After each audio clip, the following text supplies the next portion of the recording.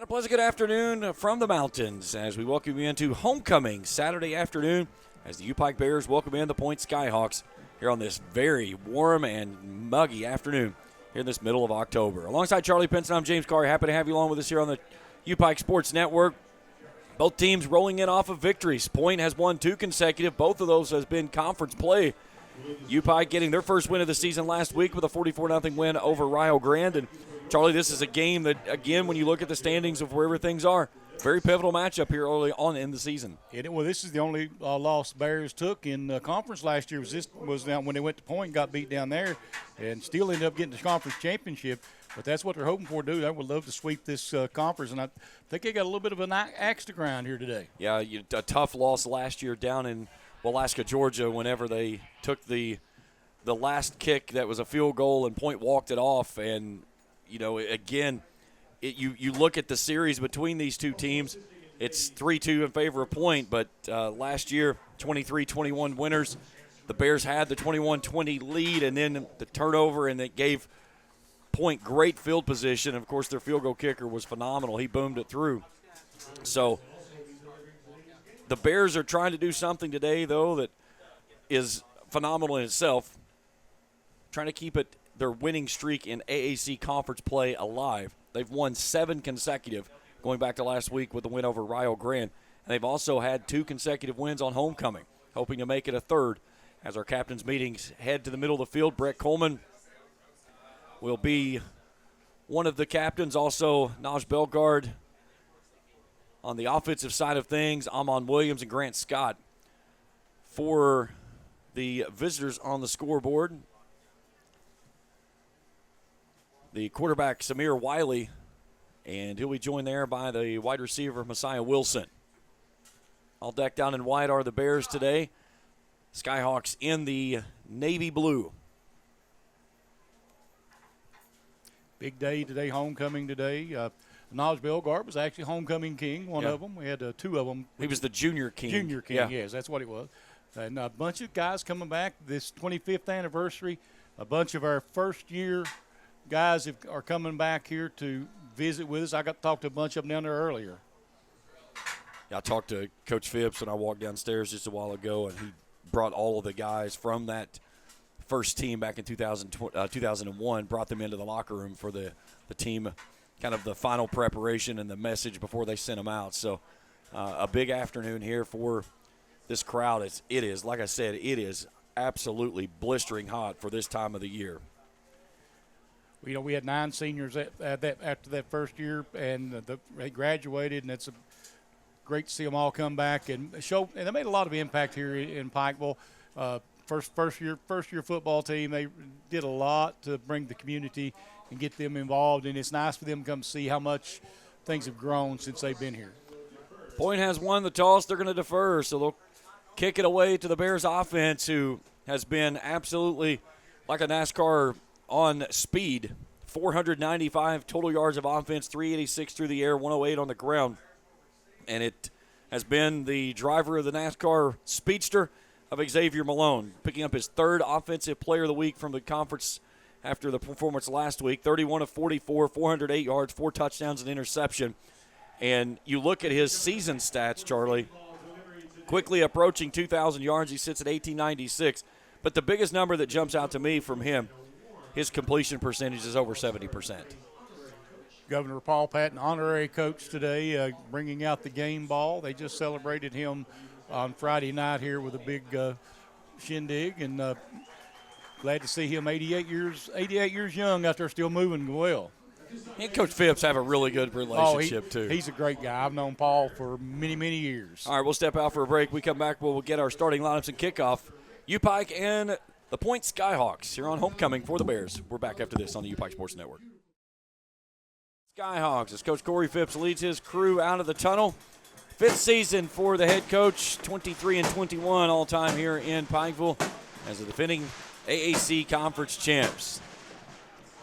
It's going to be an interesting matchup. Bears been playing really well on the offensive end, and so has Points. It's one of those things where which one can get the best defensive effort today is a lot of times. The biggest number I found in this one, Points giving up right at about 380 yards a game. only totaling 220. The win last week that they got out of Union with, a lot of it was simply because they've got a sure-footed kicker in Harold Maloof. Had 3 field goals last week, and then the other side of that, they got a defensive touchdown when they got a scoop and score from Omar Bryce to seal the victory in the fourth quarter. So the big thing is they have not been good on third and fourth down. That is something that the Bears defense has been really doing a good job of as of late. This season, 38% defensively for the Bears. They've not given up a fourth down conversion in 7 awesome. tries. Yeah, that was one of the things we had last year. We could outscore anybody, but sometimes we couldn't stop anybody. And that's been a key on some of the losses this year, is those fourth quarter stops of not being able to get them. And last week, the first half of play was anything but efficient. It was ugly. The second half, a much different looking team. We'll see how things look out this. I talked to Corey earlier this week and said, how's practice been? He said, really good. Said the team's been lively. Said they were flying around, looked very dialed in. So we'll see how that translates into this afternoon's game here on this very hot and sticky afternoon in Pikeville. So Harold Maloof will send it deep. Back to return for the Bears. Near side is going to be DeMarcus Calhoun.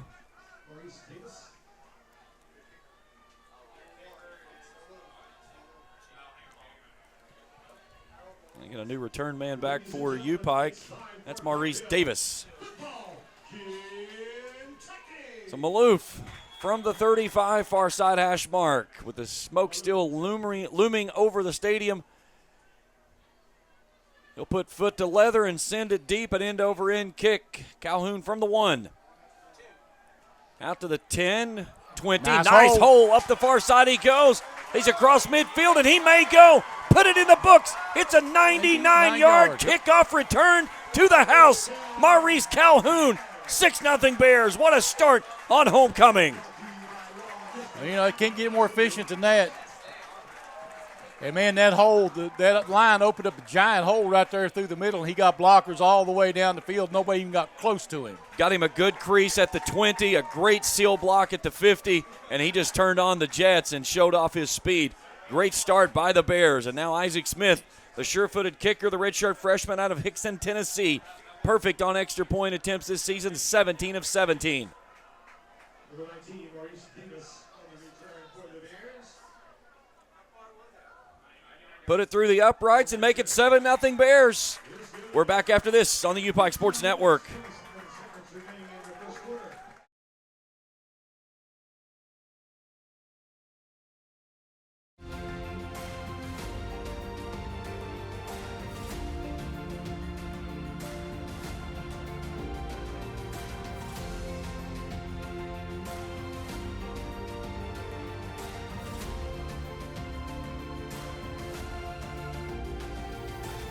Achieve your dreams at the University of Pikeville.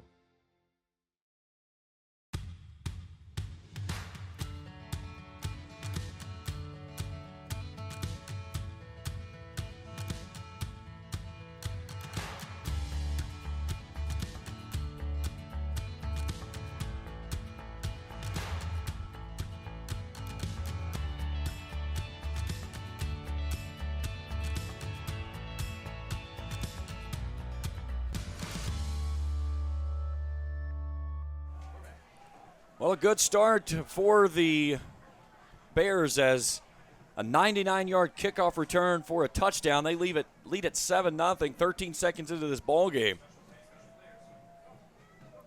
End-over-end kick. Wilson will come forward and field it at the 8. Takes it back into the center of the field, cuts to the outside 30. He's got a lane near side 40, gets hemmed up. Down the sideline he goes. He's trying to get it to the house. He'll slip a tackle at the 25, but steps out of bounds.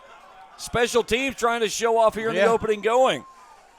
Well, we talked about the offense and the defense. They said you didn't talk about us, so we're going to prove it. Well, if any of those out there asking, was that a school record on the kickoff return? It is not. Antoine Marsh had a 100-yard kickoff return at Bethel back on September 11, 2004. It was a lot like that one. By the time he hit the 20-yard line, I was starting to think up adjectives because you knew I was going to catch him. Let's see which quarterback we get in the backfield. It will be Samir Wiley. It's the fourth quarterback that has worked in the backfield. He's played in back-to-back games and 2 victories. He'll start with T.J. Howell, the 5'6" running back in his left pocket. They give it off to Howell on a dive right up the middle. He's met immediately by Jeff Flowers, the graduate out of Montgomery, Alabama. Short gain on first down, make it second down and call it 6 after a gain of 4. They had good offensive push by the line, though, to give him that extra yardage. Howell, 27 carries for 69 yards on the season. They'll bring a tight end to the right as an H-back. 2 receivers left, 1 right. Now they move the tight end in motion. That's Allen. Another give off to the tailback. That's Howell right up the middle. He's inside the 20, down to the 16. Brett Coleman, the last man off the pile. And that is either going to make it 3rd and short, and it will make it short, about 3rd and about a half of a yard. Bears defensively have been stingy on 3rd down conversions this year, 38%, 23 of 60. Point on the other side, 24% on 3rd down conversions, 20 of 83. Now they're going to bunch it all up, try to go into a tush push, and they will get the push down to the 15, and that should move the sticks on the carry from Samir Wiley.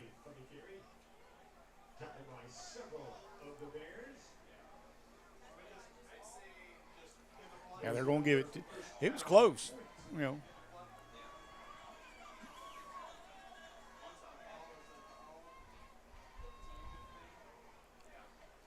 So 1st and 10 inside the red zone are the Point Skyhawks. Trying to make it a 3-game winning streak after falling like the Bears did in their first 4 contests, but then they've won in the last 2, both of those conference play wins. They'll move Peyton Allen in motion from near to far. Wiley wants to throw, dumps it out near side. He was looking for T.J. Howell, and it's incomplete. LaCharles Woodruff was in coverage, 2nd and 10, 12:51 to play here in the first. Good coverage that time. Ball was just a little behind him, and he didn't give him a chance to pull it in.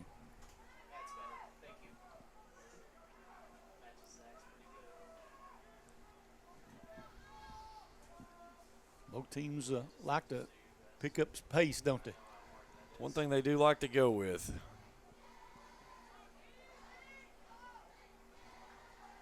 Play clock's at 10 as they break the huddle and come set. They'll pitch it out on Howell on a stretch. He is walled up, and getting home is Levi Evans. What a year he has had, leading the team in tackles with 25, 8 for loss. Make it 9 on that one. He also leads the team with blocked kicks with 3 of the 5 they've had this season. So make it 3rd and 12 as the Skyhawks go behind the sticks. Nice job right there. Stretched him out, didn't let him turn up, and then when he tried to turn back, they just lowered the boom on him. And that's that gap integrity that you really like to see.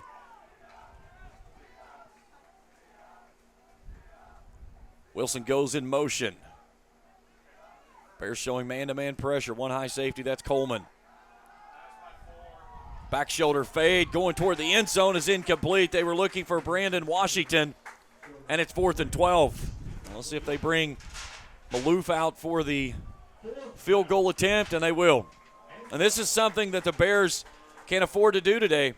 Trade touchdowns for field goals, because this is something that Point does a really good job of, is scoring from the field goal kicks. Yeah, that's a nice weapon to have in your arsenal, though. We've had 50-yard plus kickers here. That's just something nice to have in your back pocket. 34-yard kick from the far sideline. Kick is up, has plenty of distance, but and it's good. Sneaks it in the left upright. So 12:08 to play here in the opening frame. The Bears defense holds at 7-3. They lead it, they get the football, and we return to Pikeville after this on the UPIKE Sports Network.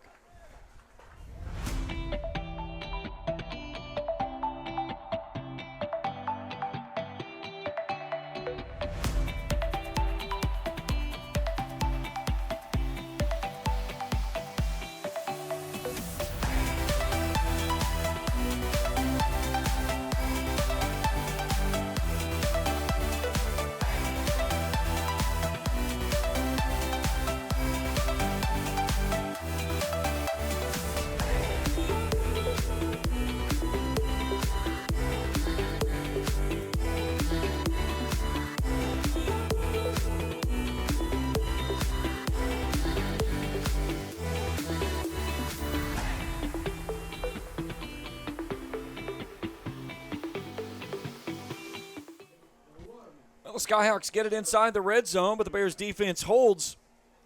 And it's 7-3 as we welcome you back here to Pikeville at this hot summer-like afternoon here in the latter part of October. And this is a booming kick that's 7 yards deep into the end zone.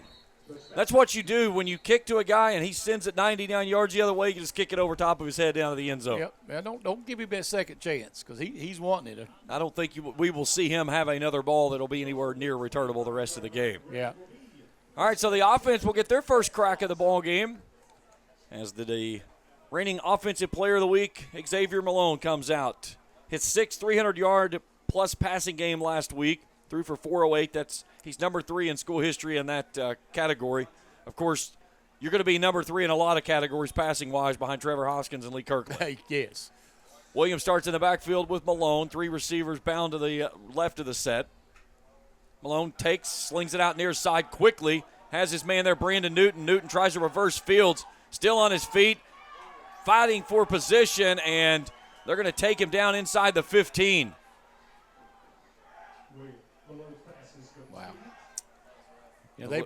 They broke that one up so early, nowhere to go. And, I mean, give him a lot of effort for coming across like that, but might have been better off just to go down. So a loss of 11 on the play, 2nd and 11. That's how you take a team that's averaging nearly 500 total yards of offense and start them off in a negative play. 2 receivers right, 1 left with an H-back. That's Grant Scott. Malone wants to throw. Surveying, looking on the far side, all kinds of time. Now he's going to pull it down and run. He'll float it across the middle, and he's got his man there who hauls it in. Picked up everything they lost and a couple more. Miguel Hernandez making the grab. Jakari Nobles, the linebacker, making the stop. It'll be 3rd down and 10 on the gain of 11. That's a big play right there. Really good job there by X to stand tall, but the offensive line giving him all kinds of time. Only a 3-man rush. Down the middle of the field he goes. Brandon Newton goes up and had it and has it separated in the double coverage. It was bracketed in between Steffen and Mays. Newton had it on his fingertips but couldn't haul it in, and the Bears will go 3 and out on the first offensive series. Nice throw, though. X put it right on the money where it needed to be, and we were very close to getting that one. So Teasley and Wilson back to return. Wilson far side, Teasley near side. And let's see what Alice Hatton can do. 19 punts on the season, averaging 38 a kick. He's put 8 of them inside the 23 of them, 50 yards or more. Use one of those right now. Trying to flip the field here would be nice. A little bit of a breezy afternoon as well. Feels like the wind is blowing across the field, though. Yeah. Really nothing that's going to help or hurt the kick. Hatton, a low driving kick over to the far sideline across midfield. It angles back in and gets a Bears tumble as it'll go across the 35 and come to rest at the Bears 30, or the Skyhawk 34-yard line. Not pretty, but effective. 10:40 to play in the first. 7-3 Bears in front. Samir Wiley, the junior quarterback, 11 of 20 with 181 total yards last week through the air. He threw a touchdown. 3 touchdowns, no picks on the season. 40 officially on the kick. Bears on the road next week, and then we'll return home on the 1st with Union coming to town. They'll close things out at home on the 8th with KCU for Senior Day, and then they'll make the trip to Reinhardt.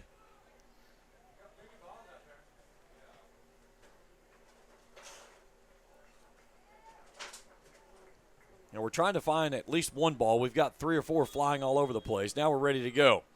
All right, Wiley from his own 34, down 7-3. They'll pitch this one off to Teasley on an end around. Teasley gets wrestled out of bounds into his bench. Short gain on the play. Marshawn Boyden in there on the stop, the senior out of Oakland, California. 2nd down coming up after the gain of 2, make it 2nd and 8.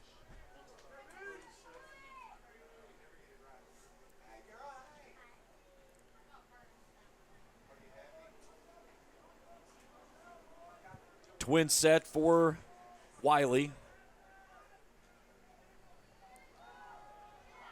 gives this one off to Howell, and he gets sandwiched right up the middle. Lee Evans coming downhill, as well as Nelage Bellegarde and Brett Coleman, third and long.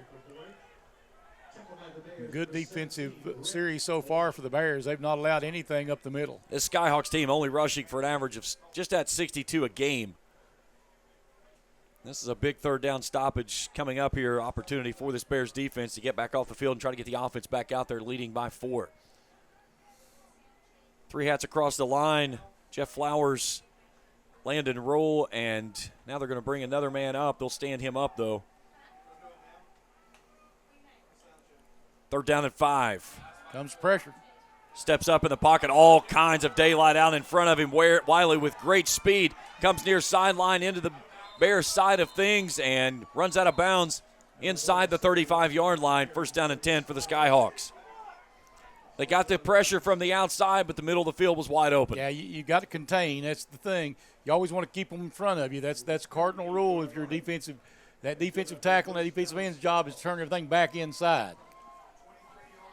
So 23 yards on the carry, first down and 10. Now to the 39-yard line it goes for the Skyhawks. The take the give off to Howell. Howell bends it out to the left edge.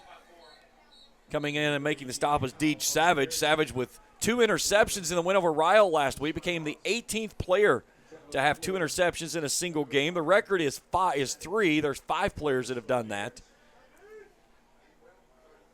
Deej played a very good game last week. 19 tackles on the season, had 3 tackles and a tackle for loss along with those 2 interceptions last week. Right now for a team that's averaging right at 61 yards rushing a game, they're getting some nice downhill runs. They've got 38 of it already. A big run, though, coming on Wiley with a 24-yarder. Another take and give.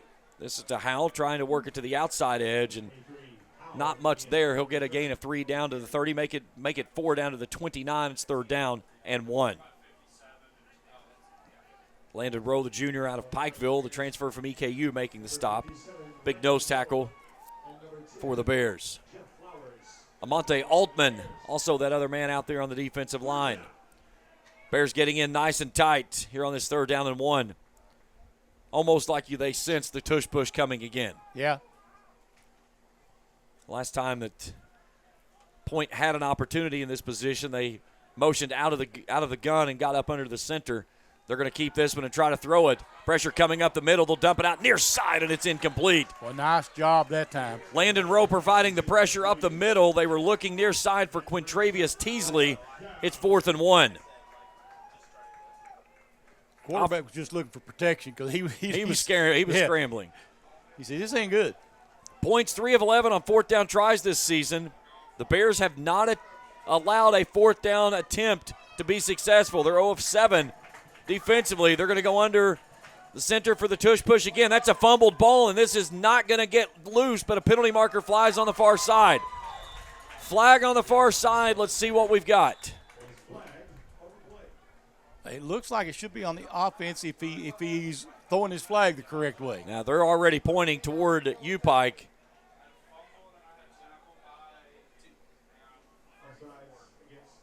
So they got the Bears lined up off sides. Most officials will throw their flag on the side of the penalty.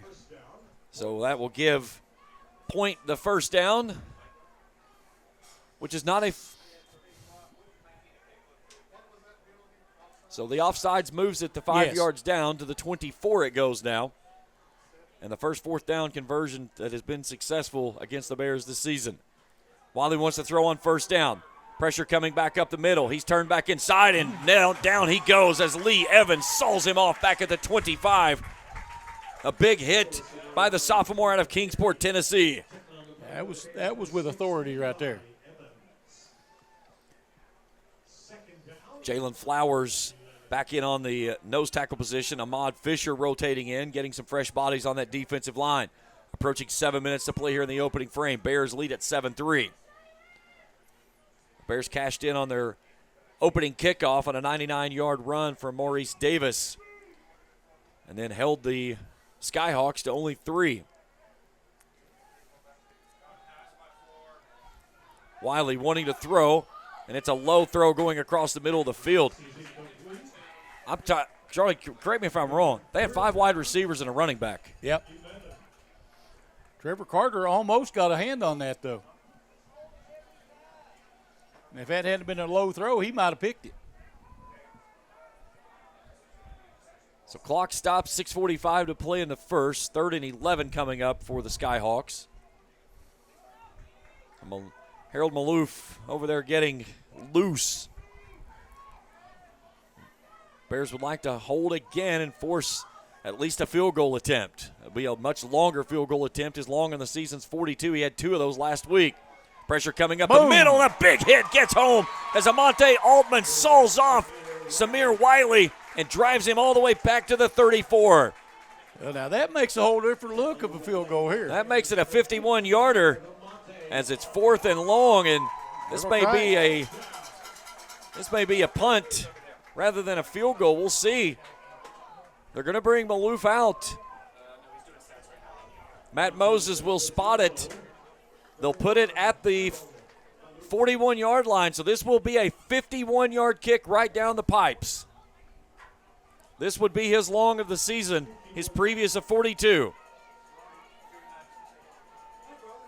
Ball is down, kick is up, looks distance good. Wide. And is it good? It is not. It's wide right. Had plenty of distance. Oh, yeah, had a lot of leg. He was good from 56, 57. But the Bears defense holds and maintains that 7-3 lead. Coach Jerry Minott just came through the press box. He was the first coach that took us to the playoffs. Okay. Again, homecoming, 25th anniversary of the program. Started off as Pikeville College, then switched over to the University of Pikeville. First year of football back in 2001, excuse me. Yep. Game number 253 for the program. All right, Xavier Malone brings his offensive weapons to the line and starts it on 1st and 10. They give it off to Amon Williams, and Williams gets tripped up after going across the 35. He'll go out to the 37 on a gain of 3.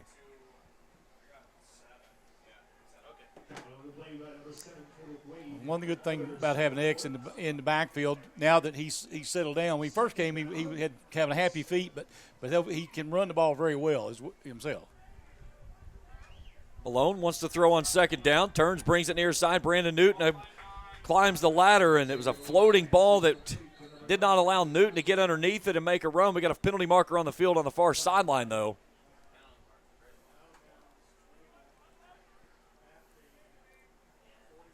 So they'll take him out to the, looks like the 42-yard line, but let's wait and check the infraction. Ineligible man downfield.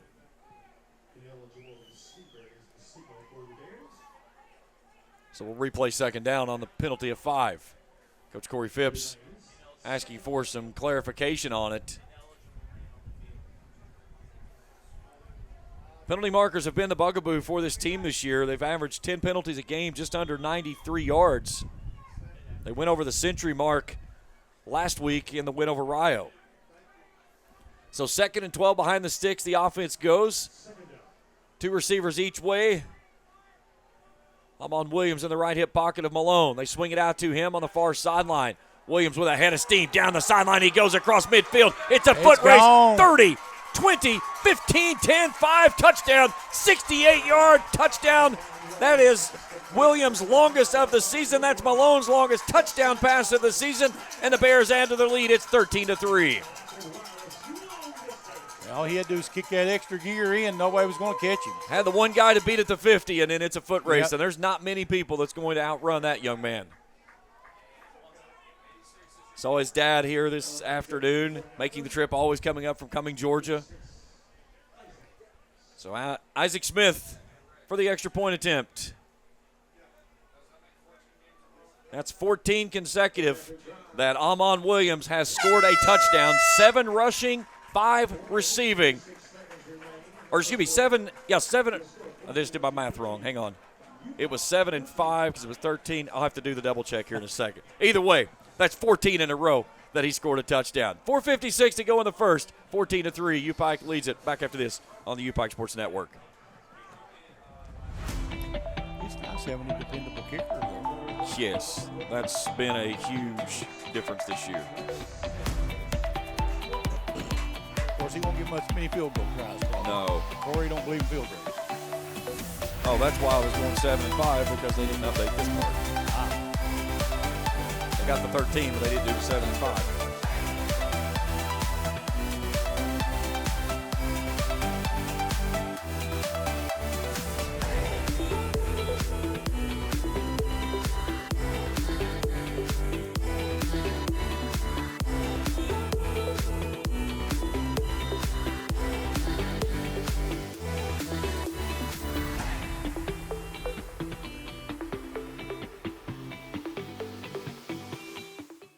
Two plays, 66 yards. Amon Williams eating up 68 of those after the Bears went behind the sticks, and it's 14-3 as Williams scores his 14th consecutive game with a touchdown.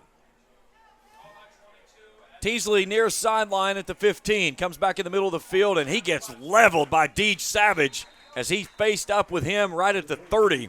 They'll take him out to the 31, and that's where the Skyhawks will have the football trailing 14-3. Bears defense has looked better this year all season long. That's nice, couple nice plays for them here.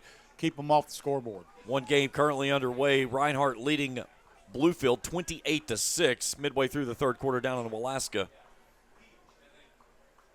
Cumberland is at Georgetown. That's a 3-0 lead for Georgetown after one.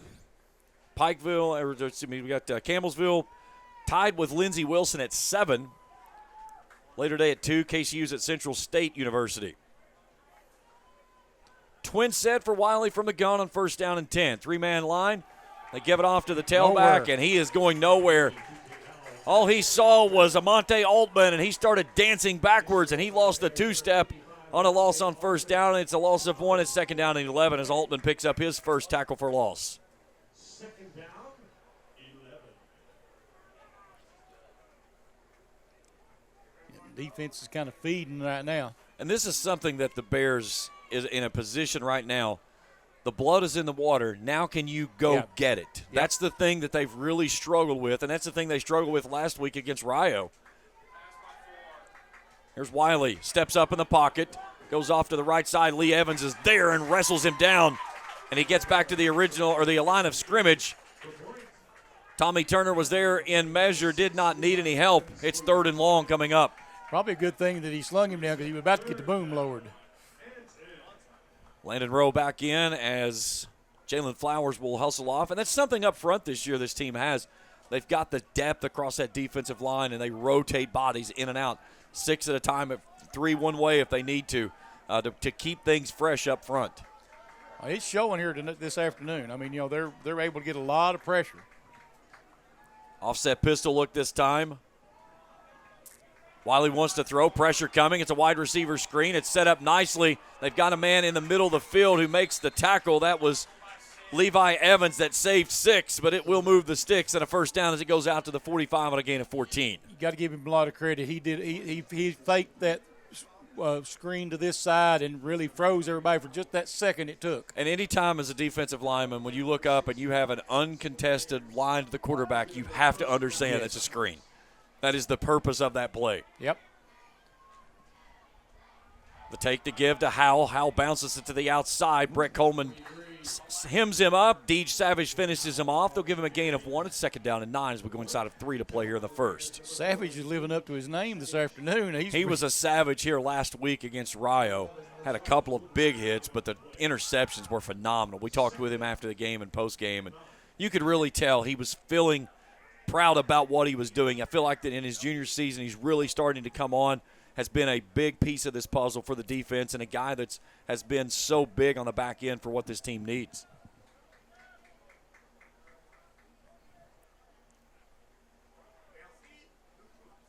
Low snap, Wiley settles, fires a sidearm throw. It's incomplete. He was looking for Brandon Washington down the seam. 3rd and 9, 2:09 to play in the third. Or in the first, excuse me. Big third down here to force a punt, Be the first time we forced a punt if we can hold here. And that's something that, again, it's you have an opportunity to put your foot on a throat. You have to take advantage of it. I think if you can get the football back here, you go for a home run ball in that first play. Really try to break the will of this team. Play clock's down at 13. A team with the early losses, they think that it's easy to do if you can put them away. You're going to have to hustle to get this one away. It's down to 3. Pressure coming off the edge. Wiley's going to get hit as Naj Bellegarde gets home. Ball comes out. Okay. It is picked up, and taking it to the house is Ahmad Fisher.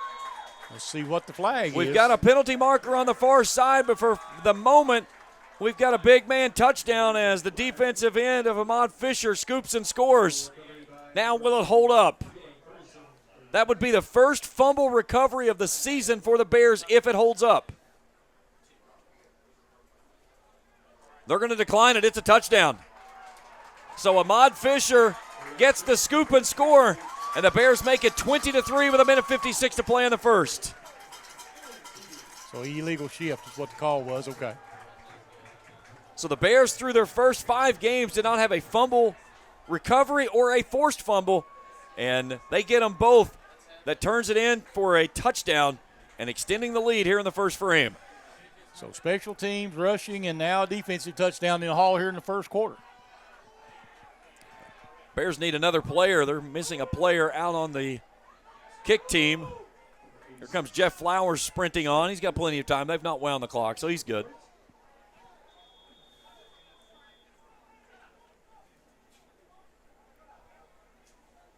That's a good quarter when you can score from 3 different. You score all 3 levels.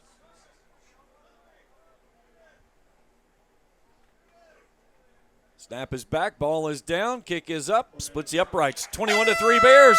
1:56 to play in the first. Back for more on Homecoming after this on the UPIKE Sports Network.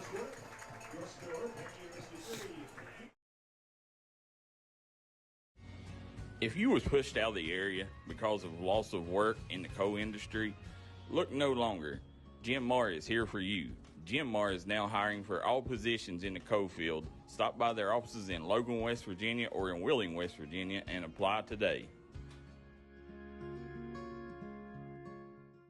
You've heard that the lawyer you choose does make a difference. Go to GaryCJohnson.com and see that our reputation and results have stood the test of time, and you will want to give us a call. Don't let pain define what you can do. At Core Health Centers, we believe in empowering our communities through chiropractic care and wellness. With 21 locations throughout Kentucky and West Virginia, we're here to help you get out of pain and enjoy life to the fullest. So, what are you waiting for? Experience the Core Health Center's difference. Call now or visit us online to start your pain-free journey today. Core Health Centers, for the health of your family. 21-3 as we welcome you back here to Hambly at Hilliard Howard Field. Bears in front after the scoop and score as Ahmad Fisher with a 34-yard return to the house. Naj Bellegarde gets credit for the fumble that was forced, also a sack on that one. Here's Messiah Wilson trying to get it to the outside. He's shifty on his feet, and the Bears finally get him off of his feet. And Skyhawks will have a good return out to the 45-yard line, trailing 21-3 here in the first. Great field position. You got to, especially when you got that weapon of a kicker that once you get across midfield, you're not afraid to use him. Now, he showed he had 55 in the leg on that kick, even though it was wide right. He had plenty of distance. So, again, this is where you as a defense want to set the tone. You can shut them down this time, then that's going to take a lot of air out of them. You want to put this one away to the point to where there's no chance of them even thinking about trying to get back in this one. They got a good-sized offensive line, though. Yeah, you look across the line, 320 Dylan Moorhead is their center, 285 and 300 on the guards, 275 on the tackles. So a beefy front line, but the Bears have just pushed them around most of the first quarter here. Handoff Howell trying to get it to the outside. Not much there as he'll go off left tackle. Making the stop there was Jalen Flowers. They're going to give him about 4. Nope. Yeah, they're going to give him about 4.5 on the play.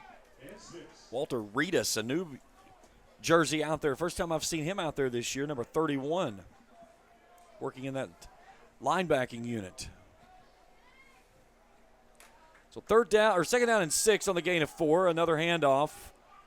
And back in the middle it comes, and Howell give him 1, maybe 2. Let's say they're going to take him down to the 47. So gain of 2. It'll be third down and 4 coming up.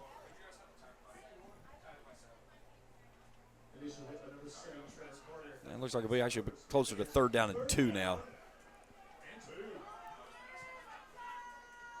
Wiley turns, look to the sideline. Probably the final play of the first quarter. Another handoff. First down yardage for Howell as he bounces it to the left side. He'll get out to the marker to gain and move the sticks as Point picks up their 5th first down of the ball game. You know, the interesting part is Bears have 21 points. They have 1 first down. Yeah. Well, actually, you scored three different ways, so yeah. Let's see if the Skyhawks are content taking this one to the second quarter. They don't look like they're in any hurry to rush back to the line. Now they will come to the line, so I believe we will try to get one more in. So the junior quarterback for Samir Wiley puts 2 receivers boundary left. Clock goes to 3, 2, and 1, and we're headed to quarter number 2. 15 in the books. 21 points for the Bears. They lead at 21-3. We're back for more after this on the UPIKE Sports Network.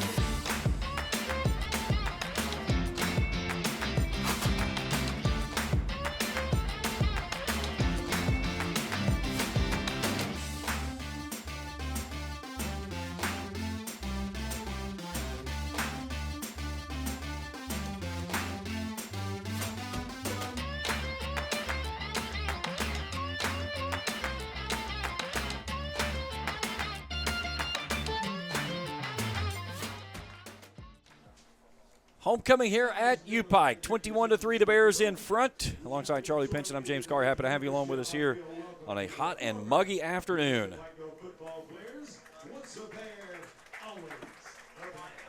Introducing the class of 2001, first team to play here. Coach Phipps took them into the locker room before they came out to go into the tunnel and said, I'm going to let them go in there and have a message with the team. And yep. He might want to bring them back again. This has been a good message received for certain. First half numbers so far for this Point team. 17 yards through the air, 31 on the ground. Again, that's net, and a lot of that is because of the defense has just been stingy. Skyhawks have been efficient, though, on third down. They're 4 of 8. They did get the first fourth down conversion against the Bears this season out of 8 tries. And it was on a penalty was the worst part of it. It wasn't even that you did anything to allow them to get it. They got it on the penalty. So we'll flip into the field. The Skyhawks will drive it now right to left as we view it. They'll have it from the Bears' 45-yard line near side hash mark.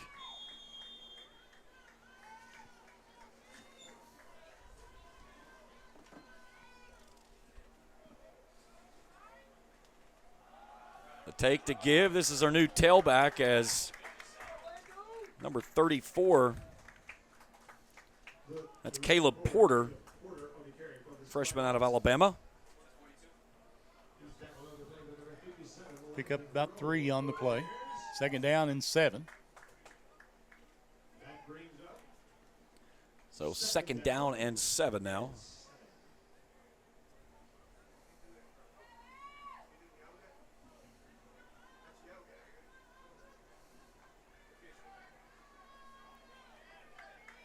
Skyhawks not moving with any sense of urgency, down 18 here in the second quarter. Wiley wants to throw, flips it out near side, has his man there, TJ House, slips a tackle right in front of the Bears bench. Naj Belgard airmailed him and lets him pick up a few extra yards, and it's enough to move the sticks, and another point first down, their 6th of the contest.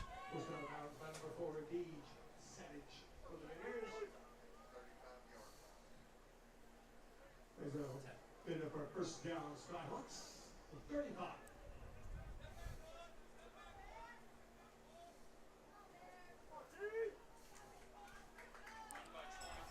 Handoff Howell. He goes off right guard and gets down to the 31. A gain of 4, second down, make it second down and 6.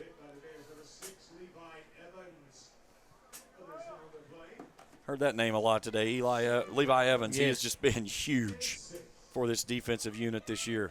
Only a sophomore. He's going to leave his legacy before he gets out of here in 4 seasons, that's for sure. Another handoff. Misdirection there as Howell tries to cut it back inside up the middle. A gain of only 1 down to the 30. Make it 3rd and 5.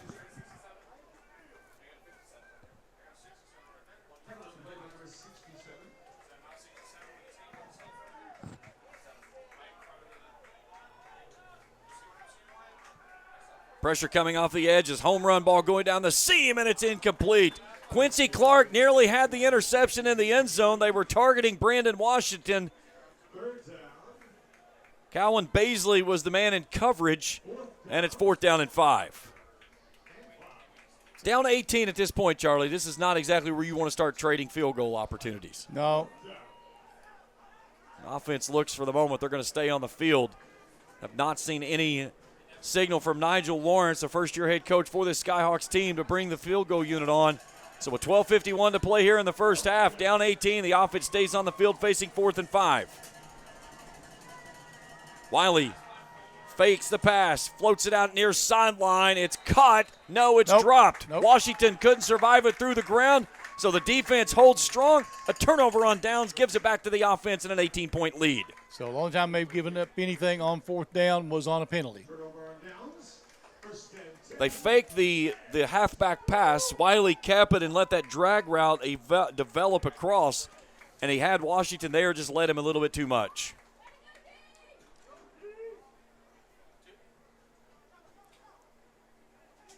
That was the 9th play of that drive that stalls out. And here comes the offense back onto the field.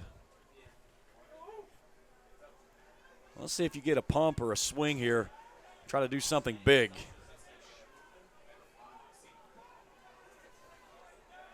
They attach a tight end of Grant Scott near side. 4 hats across the line. They'll take to give it off to Williams. Williams, a stiff arm, cuts back in at the seam 35. And a nice run out to the 38-yard line. A gain of 8, second down 2. Now's a real good chance to take a shot downfield on it. You got a easily makeable 3rd down if you miss. And we've got a timeout. I get the timeout by point with 12:35 to go. So looking at the drive summaries, for point, 7 plays, 8 yards, 229, a field goal attempt that was good. A 10-play, 32-yard drive, 447, 51-yard field goal misses. 3 plays, 254, a fumble that resulted in a scoop and score for UPIKE to make it a 21-point first quarter performance. And now a 9-play, 25-yard drive, 4 minutes and 1 second on a turnover on downs. Charlie, you're looking at 2 drives that's 2:30 or more and 2 drives over 4 minutes, and you've got 3 points to show for it for the Skyhawks. Yeah, I mean that's giving a lot of credit to this UPIKE defense. They've been really breaking up their formations all afternoon long. UPIKE's possessions, 10 seconds on the opening kickoff, a minute 28 a punt, 57 seconds a touchdown, and then the scoop and score. Malone rifles this one out. Grant Scott has first down yardage and more as he sits down in the far side seam out to the 45, a gain of 2. And only the second first down of the ball game for the Bears, who put up 21 first quarter points.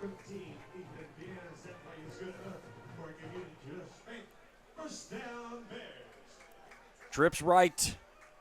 Skyhawks are all kind of discombobulated. The take to give to Williams. Williams bounces it outside, has a crease, and a hanging on for dear life was number 13.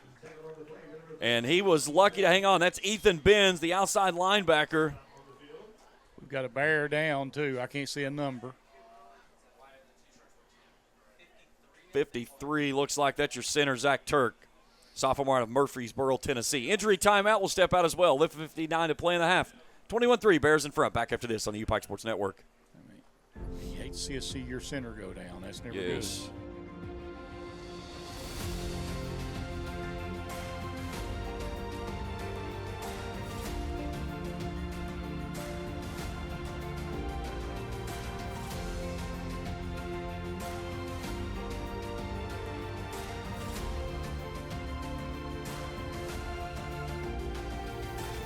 Achieve your dreams at the University of Pikeville.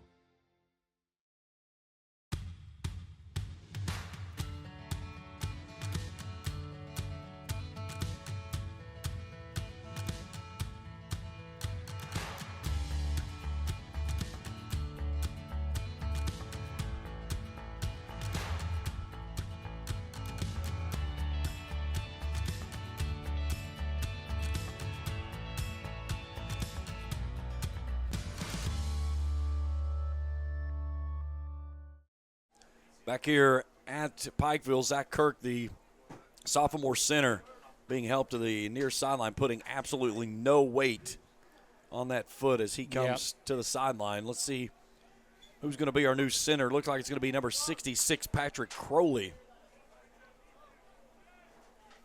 I believe, nope, Crowley's actually going to go into the guard position. I need him to move so I can see who goes to the center position. I can't see his numbers yet.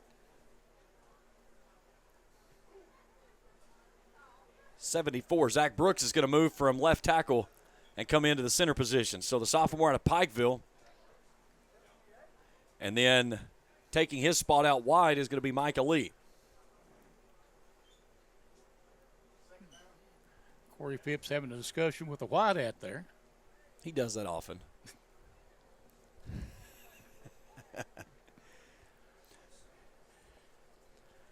$11:59 to play in the first half. It's been all Bears.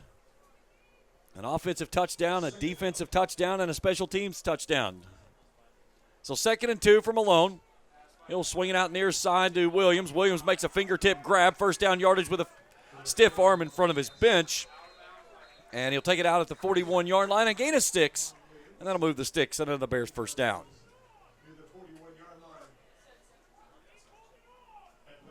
What a great job there by Williams on that fingertip grab. Malone led him just a little bit too far out in front, but again, when you've got the speed that I'm on Williams at that first step, it makes up for a lot of mistakes. Malone on 1st and 10. Zips this one out far sideline. Jordan Williams makes the grab, and he is upended immediately as Logan Slagle, the middle linebacker, met him at the point of contact and blew that one up before it even got moving. He'll get the line of scrimmage for no gain, so 2nd down and 10.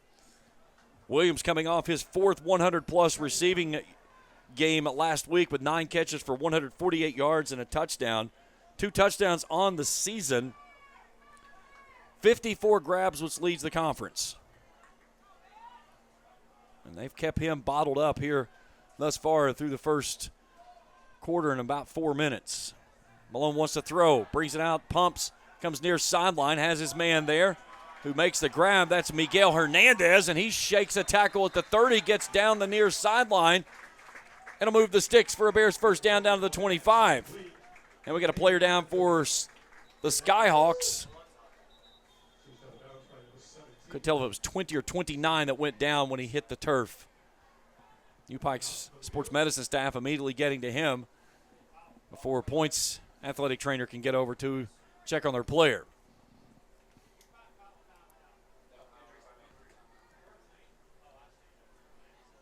So it is number 20. That's Keemon Mays, a freshman cornerback. He's back to his feet, making the long, gingerly walk off to the side. It looked like he either took a knee to knee or took a knee in like to the thigh, because when he went, he's like he bounced like somebody ripped a carpet out from underneath him when he fell. Not a fun walk right there. But this, like I say, this Bear team, they've looked good all afternoon so far on all aspects of the game right now. Yeah, it's been solid so far.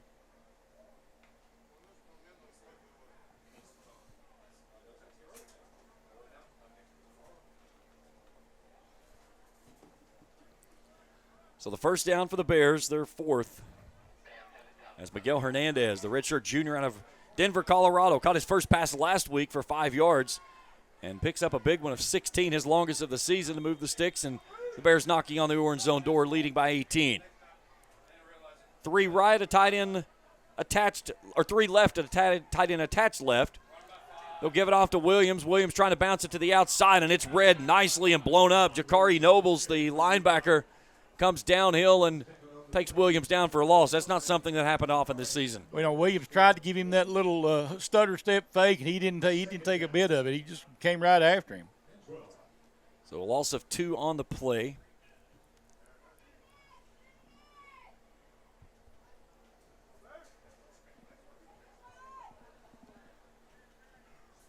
Twin set for Malone. 4 hats across the line. Skyhawks showing blitz. They send 5. Malone a clean pocket. Looking out to the right. Rifles it. Coming near sideline. He was looking, I believe, for Brandon Newton. He well threw it past him. It falls incomplete. It's 3rd and 12. 10:04 to play in the half. Got a mismatch over here on this side with Grant Scott at 6'4". Maybe one you can throw up for grabs in the end zone. They had Scott in this near corner, and at first I thought that's where he was going, and I think that was a ball that he was just throwing toward a receiver that to make certain that it was somewhere downfield, but no one was near anywhere making the catch.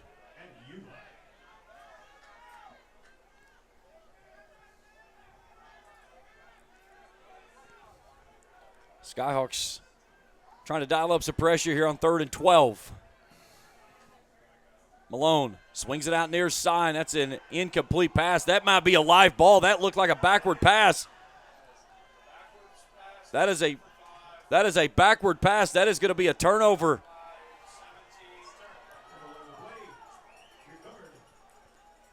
That is have a discussion about it. That's 100% a backward pass. Malone tried to get rid of it so quick. Williams hadn't come out of the wheel route yet, and he had to kind of backpedal. So the turnover will give the football to the Skyhawks at their own 40-yard line with 9:57 to play here in the second. And again, Charlie, this is one of those moments I was talking about is you've got an opportunity with a foot on the throat to extend, and then you kind of get complacent and nonchalant, and all of a sudden the team goes down and sticks one in the end zone and right back into a different type of ball game. Yeah, you can't give them this opportunity. Defense is going to have to stand tall here. Howell in the left pocket of Wiley from the gun on 1st and 10 from their own 40. The take to give. Knifing his way through the defense. Howell makes a nice cut up the seam. He'll get out to the 47 on a gain of 7. You really wanted to see him stuff him on that first play from scrimmage, tried to say, hey, no, we're not going to play this game. Because every time they get positive yardage, that confidence starts to grow, doesn't it? Sammy Williams has to step off the left guard for this team as he lost his helmet, so he'll go off for a play. 2nd and 3 from the 47, near side hash mark for Wiley. Moving in one of his tight ends, that's Peyton Allen, number 10, dancing back and forth. They'll start him as an H-back left, 2 receivers boundary left, 1 high safety. Wiley wanting to throw, lets it fly, coming near side. That one's incomplete. He was going down deep and was trying to hit Sean Jones Jr. He was open. If he put some air under it instead of trying to get almost like a rifle shot. But I'm kind of glad he did, I mean, obviously we're homers. So 3rd and 3, 9:15 to play in the half. A big 3rd down coming up here for the Bears defensively. Point has been 4 of 9 on 3rd down tries today.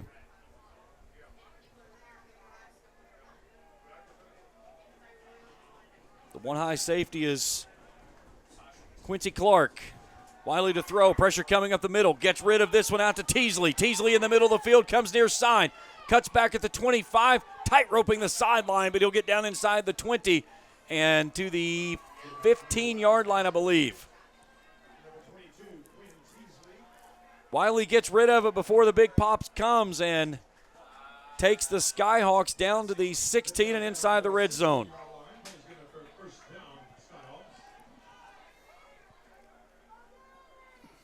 Bears trying to get set. They'll pitch it out near side Howell.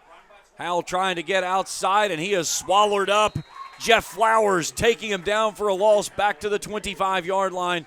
They're going to give him actually – they tackled him at the 25, and they're going to put him up at the 21. Wow. That's a horrible spot. That's he reversed his field. It wasn't that the play had stopped at the 21. Because you go back to the same play that happened on the first play from scrimmage whenever the Bears went behind the sticks for 11 on a pass play that Newton tried to make something out of nothing. They could have easily blown it dead whenever he stopped his first time. So a loss of 5 either way, 2nd and 15. Teasley goes in motion. Wiley with an empty set. Looking right. Rifles it right, and it's incomplete. We're way behind his receiver. Brandon Washington was the intended receiver. Boyden in coverage. 3rd down and 15, 8:04 and arrested clock here in the first half. This would be, again, another big win by the defense if they hold them to 3 points here. You're exactly right. And I'm feeling that most of the second half of this game I'm going to be doing standing because that sun is just about ready to come into the press box for the rest of the evening. That's why I love those evening games.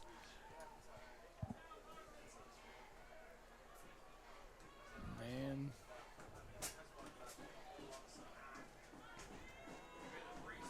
Play clock's at 7 as Wiley sets his guys down. Play clock at 3, 2, and 1. Just gets it away. Pressure coming off the edge, throws it far sideline and incomplete. He was going back toward Washington. Boyd and Myth matched him step for step. I thought Washington actually got away with a push-off trying to find separation. And the field goal unit of Harold Maloof will come out and try to hit the 38-yard field goal attempt. That gentleman right there can leave. Second time we've had him in the booth today. Mr. Wasp. Mr. Wasp has met his match. It was Charlie Pinson. Yeah, he's not going to bother us anymore. All right, from the far side hash mark, kicking toward the back. Maloof's 3rd field goal attempt of the afternoon. Low and snap. they're going to get free 5 off of this one. It is no good, but the Bears were offsides as they came across quick. And they're going to get 5 extra on this, and an opportunity to re-kick this one.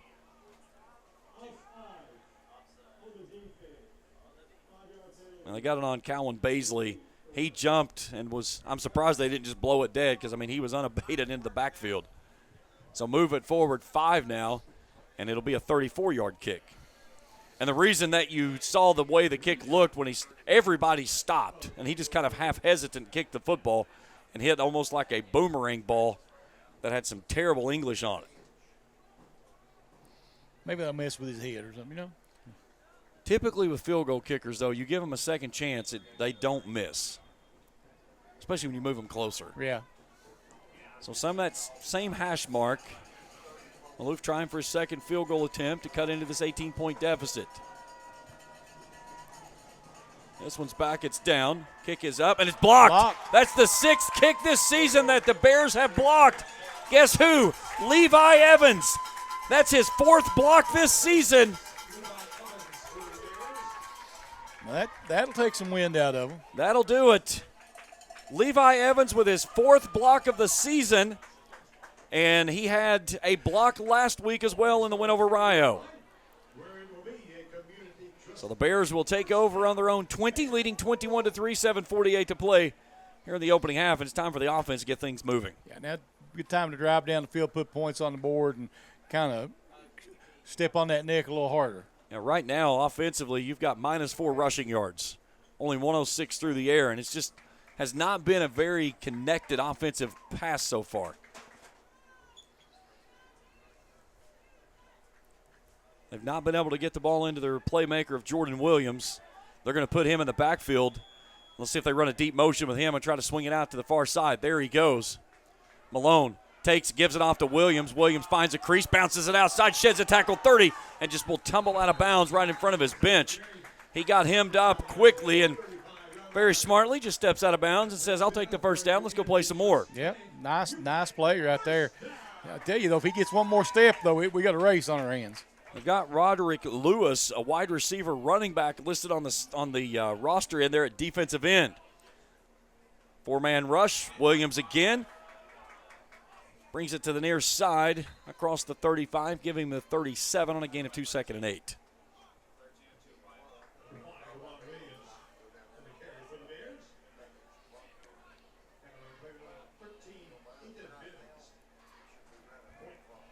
If you could start getting some chunks on the ground and then start pounding it on them, that would take a lot out of them. They're kind of holding Benz. He's been the man that's been camping right in the middle, that linebacker. They'll swing it out near sideline. This is Cope Stribling. Stribling cuts back inside, but he stepped out of bounds on the cutback attempt, shy of the 45, so it'll be 3rd and 1 coming up. Stribling, a nice win, a game last week. 3 catches for 64 yards, 2 touchdowns. That was his first 2 of the season. And the junior out of Orlando, Florida. They gave him a first down on it. Okay, they moved the football out to the 45, so a 5th first down of the ball game. Offense starting to roll now. 4-man rush. Williams. No, check that. That's Jaden Pepper with the carry.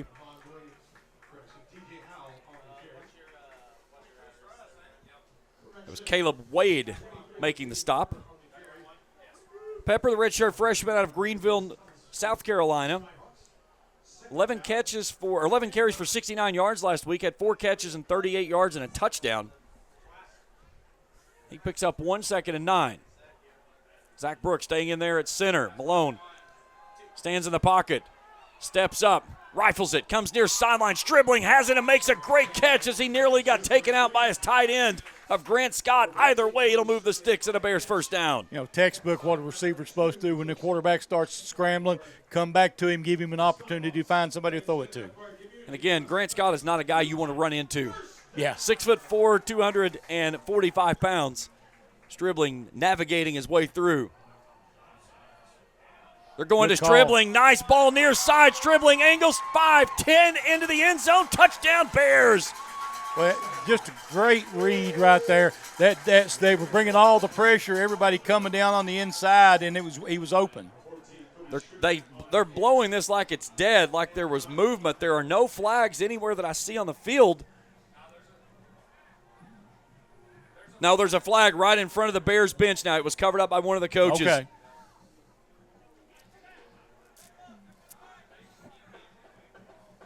Let's see what we get here. It's Yeah. good. All right, I believe it was offsides, which it is, so they'll negate the penalty. The touchdown stands. Malone's second touchdown of the afternoon. Stribling's 3rd of the season. That's going to be his longest grab of the year, a 44. That will also match Malone's longest pass of the season coming into the game, but he's already thrown one of those before that because he had the 66-yarder to Amon Williams on the swing route. Well, that explains the way that play worked out because he saw that he jumped. He knew he had a free play, and he just took a chance. Very good ball that he laid out there to Stribling. So 27-3, 5.5 to go before halftime. Our officials, they need to use their walkie-talkies to make their dinner plans. A lot of discussions tonight or this afternoon. Huh? You know, Use I would those high school love- games you keep seeing tonight. I would love to hear some of the conversation that goes in the middle of those. Eric Smith, who has been solid in his first year here with the Bears. Trying to make it a 25-point lead. Low kick, that one gets through. 28-3, 5:34 to play in the half. We're back after this on the UPIKE Sports Network. My favorite story, Rob Skaggs. You know Rob?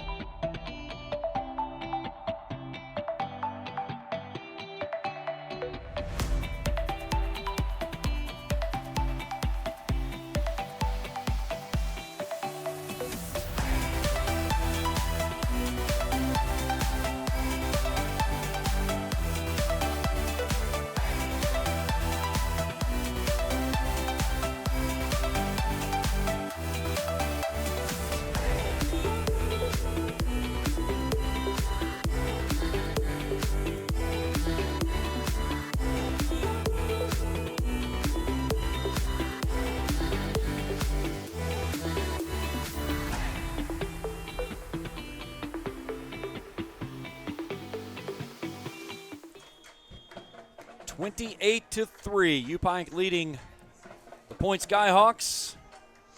the current undefeated Point Skyhawks in conference play, I should say. After both teams started the regular season 0-4, Point rolled in on a 2-game winning streak. The Bears got their first win of the season last week with a win over Rio. Here's Wilson, tiptoeing in the middle of the field, and he got buried. What a big hit right in the middle of the field. Dallas Kelly. 6 foot, 200-pound redshirt freshman out of Tucker, Georgia. And we got a penalty marker over at the 30 far sideline. All of a sudden, it's getting turned into a flag fest.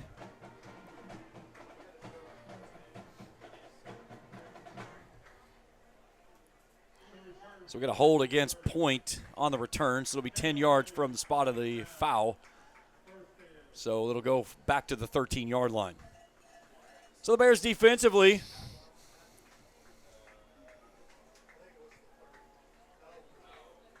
haven't given up a touchdown today, which is a good first half so far. Gave up the one field goal. Had 2 stops on 4th down. Did give up 1 on the penalty. So good defensive effort so far.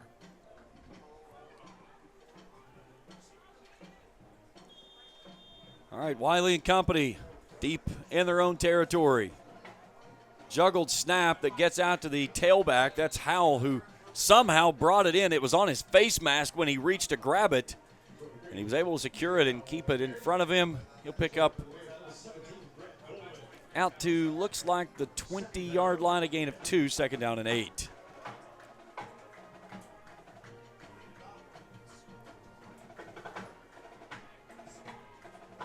Five minutes to play in the half.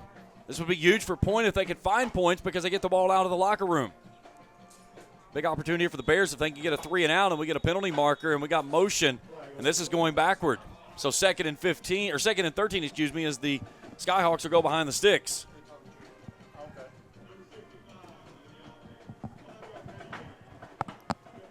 And Charlie, you look at this, if you can get the stop, probably going to get the ball back with about 3 minutes and 3 timeouts, an opportunity, plenty enough opportunity for the Bears to go find points. If you get a stop right here, you're going to have a short field too. Matt Moses is their punter, averaging right at about 35 a kick this season. So 2nd and 13, Wiley will move his tailback of Howell out of the backfield. Looking this near side, pressure coming up the middle, and the Bears are going to get home again. It was Landon Rowe that drove him inside. Jeff Flowers finishes him off. They'll go back at the 1, so no safety. Now they're going to move him forward to the 2. But the Bears now with an opportunity to really pin their ears back and go after this when it's 3rd and long.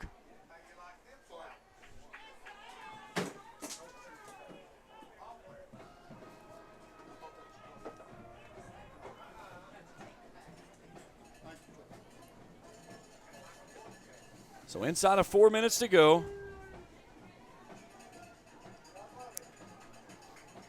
And let's see if the Bears try to come after him here. I got a feeling this would just be a straight dive. They give it to him, and he's back to the goal line. The Bears thinking they got the safety. They're going to put him down inside the 1, and it'll be 4th down. Again, Flowers getting in there on the stop. He'll be kicking out of the back of his own end zone short. And this is a tough place to have to kick from. Isaiah Esquibel, the junior out of Greeley, Colorado, will stand inside the Point 40. I got to say it. Go west, young man. I like it. So let's see what the cooker of Matt Moses can do here with, can the Bears get after another one for a block? Timeout. And we'll get a timeout by the Skyhawks. So they are down to 1 timeout remaining. So the Bears are going to get the football with roughly about 2 minutes and 46, 47 seconds, depending on how this plays out, and a full collection of timeouts on a short field.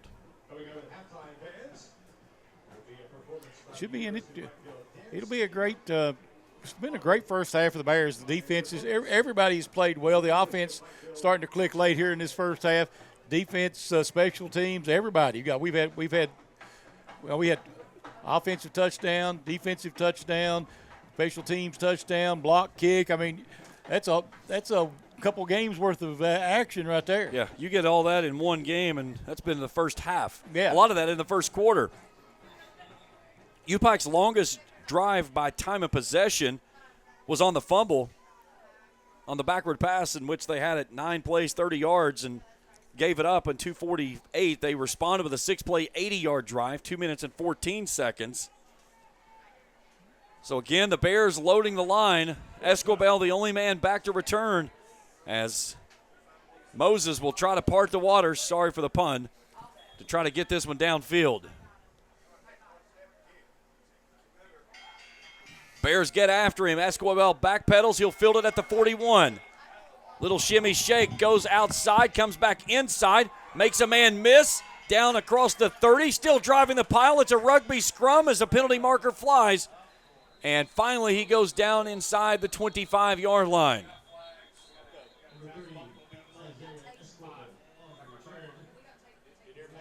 So a great return there from Escobar.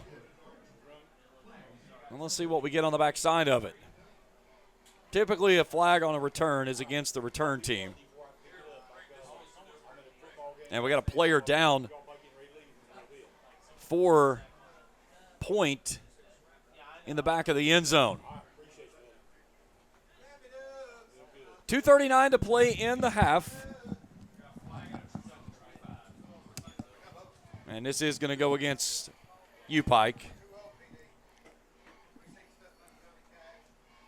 So we'll take it back to the 35-yard line, so it's either an illegal block in the back or a hold. No, excuse me, a personal foul.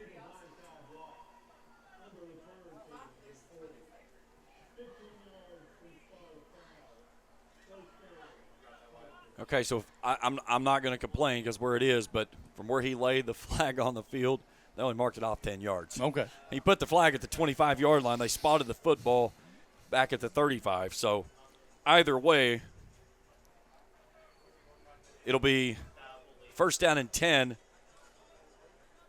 from the Skyhawks' 35-yard line for the Bears. Moved it back to the 40. Yeah, there we go. That's I guess they were listening. Yeah. I shouldn't have said anything. Yeah, yep. Sorry, it's the math guy in me. Numbers work. So it's just 5 extra yards for X to go downfield here. Add to his records. Press coverage on the far side. Now they back out of it. Malone wants to throw on first down and 10. Pressure coming off the edge. He'll let it fly. Got Brandon Newton on the far sideline. A basket catch, and he navigates his way through, but he's down at the 1. Newton thought he had gotten in. What a throw from X. X marks the spot in the far side corner. It's first and goal. Newton showing X out there. He said, I was trying to dance. I couldn't stay in. He was trying to get the pylon, but he couldn't get it with his feet. He got it. I thought he might have got it with the ball, but his feet obviously were out, I'm assuming. So first and goal, that's the way you answer that moment is just go right downfield for a home run ball. And X connects. Think Williams is wanting this one right here? You know, I would almost try to go back to Williams or Brandon Newton here to try to reward him after that last one. Try to throw back shoulder fade. That's exactly what they're going to do. They're trying to get it to him in the back quarter of the end zone. A lot of handshaking there with Nobles. It's incomplete, second and goal. Now I go Lamont Williams. You get a guy that gets down like that and you give him that long gain, you got to feed him the rock.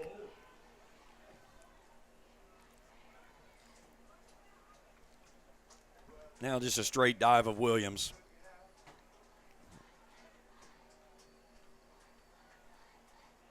There's the handoff to Williams. Williams met at the goal line, and he's going to be just short. Yeah. And that will take us to our 2-minute timeout. 1:56 to play in the half. 28-3. UPIKE in front. We're back for more after this on the UPIKE Sports Network.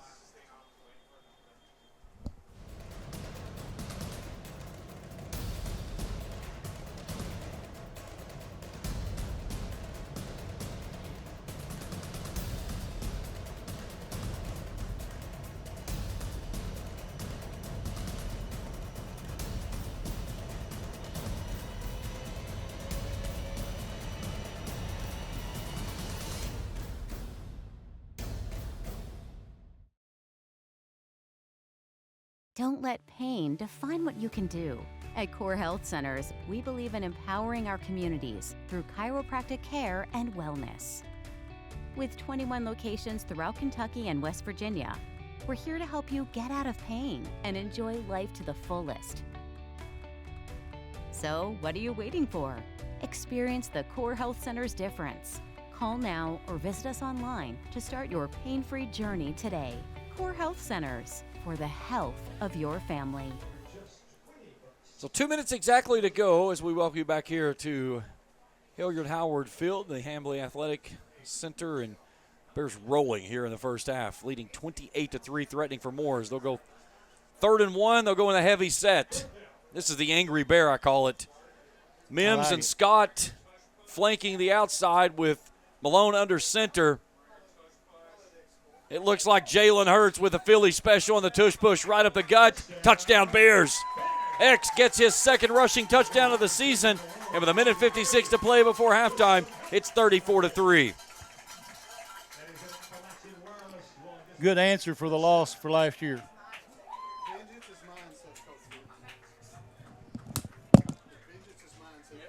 You know, the biggest thing is, though, is that, yeah, you're going to take a sizable lead into the halftime. But the one thing you got to make certain is you got to come out and match that intensity from the second half. Yeah. You know, I think that the conference this year is very gettable. Oh, yeah. There are some teams that are down this year. And this is one of those things you send a message that they're defending champs. It comes through here. Extra point is up is good. Penalty markers fly. Of course, it's like Rick said, vengeance is mine, saying Coach Phipps. Yeah, I think so. That was a tough loss last year. And it was one of those deals that, you know, you were in control of your own destiny for the conference championship after beating Reinhardt to open the season in conference play. And then you shot yourself in the foot and had to get some help down the stretch in the last game of the season. Thank you, Bluefield. Yes. Well, it was a Bluefield that beat Point with a kick with a field goal. What we got? Okay. Let's see if they go with the kick and then unsportsmanlike or an personal foul.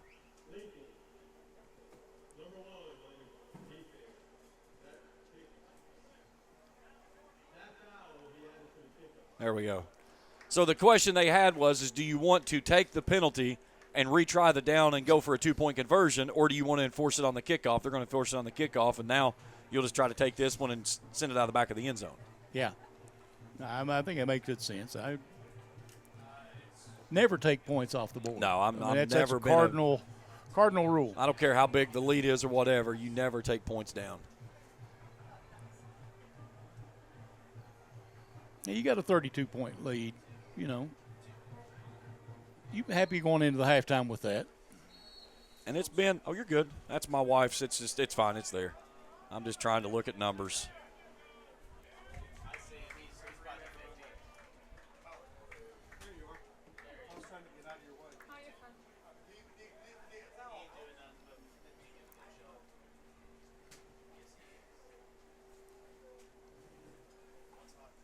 So still nowhere near the most points scored in a half when they scored 49 against St. Andrews. Yeah. When they put up a 90 burger in that win.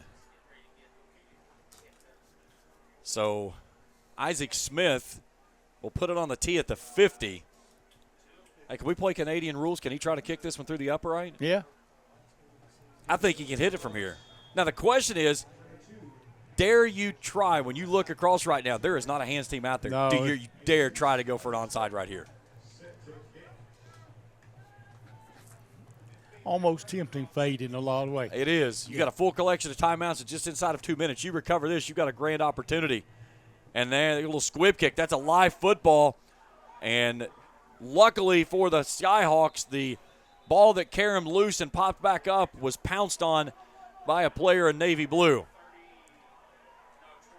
Nope. Bears thinking they have it, but it is point football. I like the idea there. You know, not a full onside, the little squibber.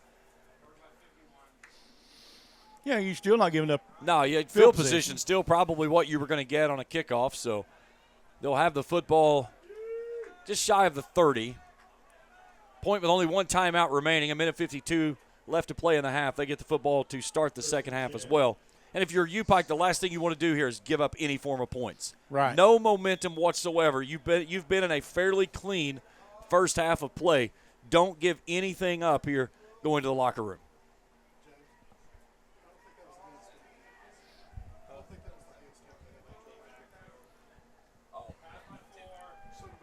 A little screen.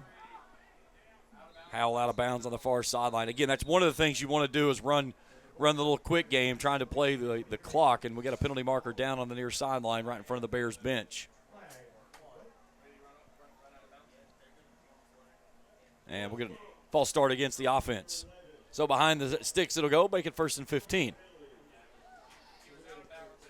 I believe I would almost have declined that one and took the down. But tomato. Yeah, you got either way you go with it, but now the question is that if they stay in bounds here, if you're UPIKE, do you burn your timeouts to try to save a possession? You could probably still get the football back with a little bit over a minute to go with no timeouts. I think this is where you have to get greedy. You've got an opportunity to completely separate. Pressure coming up the middle. Flowers pacing. He's got him wrapped down. That ball's loose. Bears trying to get to it. It's on the turf Fowler's sideline, and the Bears think they have it, and they do. Wiley puts it on the turf. He had 3 fumbles last week in the win over Union, but the defense comes up big, and they'll take over at the orange zone. And we got a player down, slow to come up for the Skyhawks. So Jeff Flowers and Landon Rowe combining up front. It has been a special day for that defensive line. So the Bears will have it at the orange zone door at the 20. With 1:37 to go, they've got enough for 2 drives here. Yeah. And I think right now you go straight up top. Yeah, take a shot first time. Absolutely. Yeah, take a shot right here. You've got 3 receivers wide to the right. Newton left.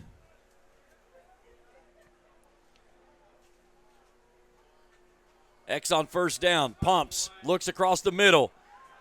Rolling out. He's got Scott in the back of the end zone. Left side for the touchdown. What a play. What a job by the offensive line to hold up. Grant Scott catches his first touchdown of the season. And with 1:28 to go in the half, the Bears add to the lead. It's 41-3. And the route is on here in Pikeville.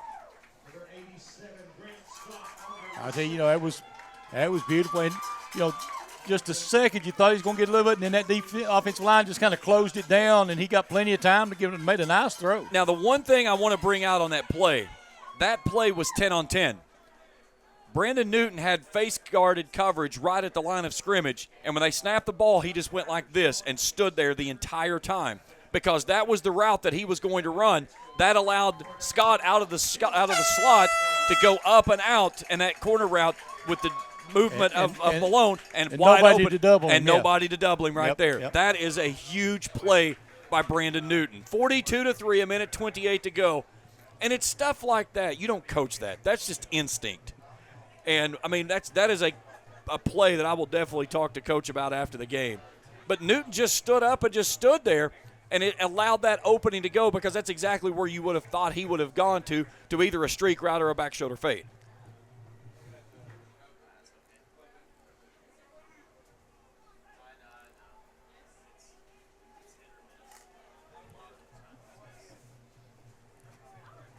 See what the kicking team. I'm sure he'll try to kick him as deep as he can here. But. Oh yeah, back at the 35. Now you send this one as far as you can. Back to return deep is Sean Jones Jr.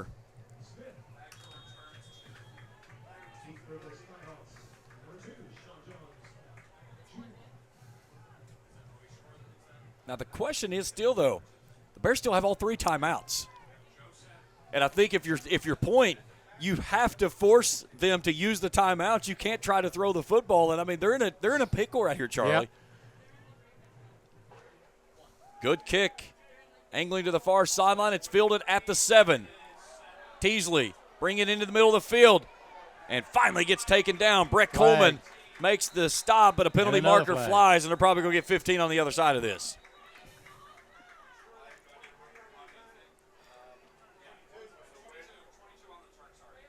So Quinn Travius Teasley with a nice return out to just shy of the 40. They're going to put him at the 35 for the moment, and let's see what we get on the other side of the penalty markers. Which direction we're going. I think it's going against the Bears. It looked like that when Coleman came in, he got him up around the horse collar tackle, if you will. Now they're going to walk it the other way.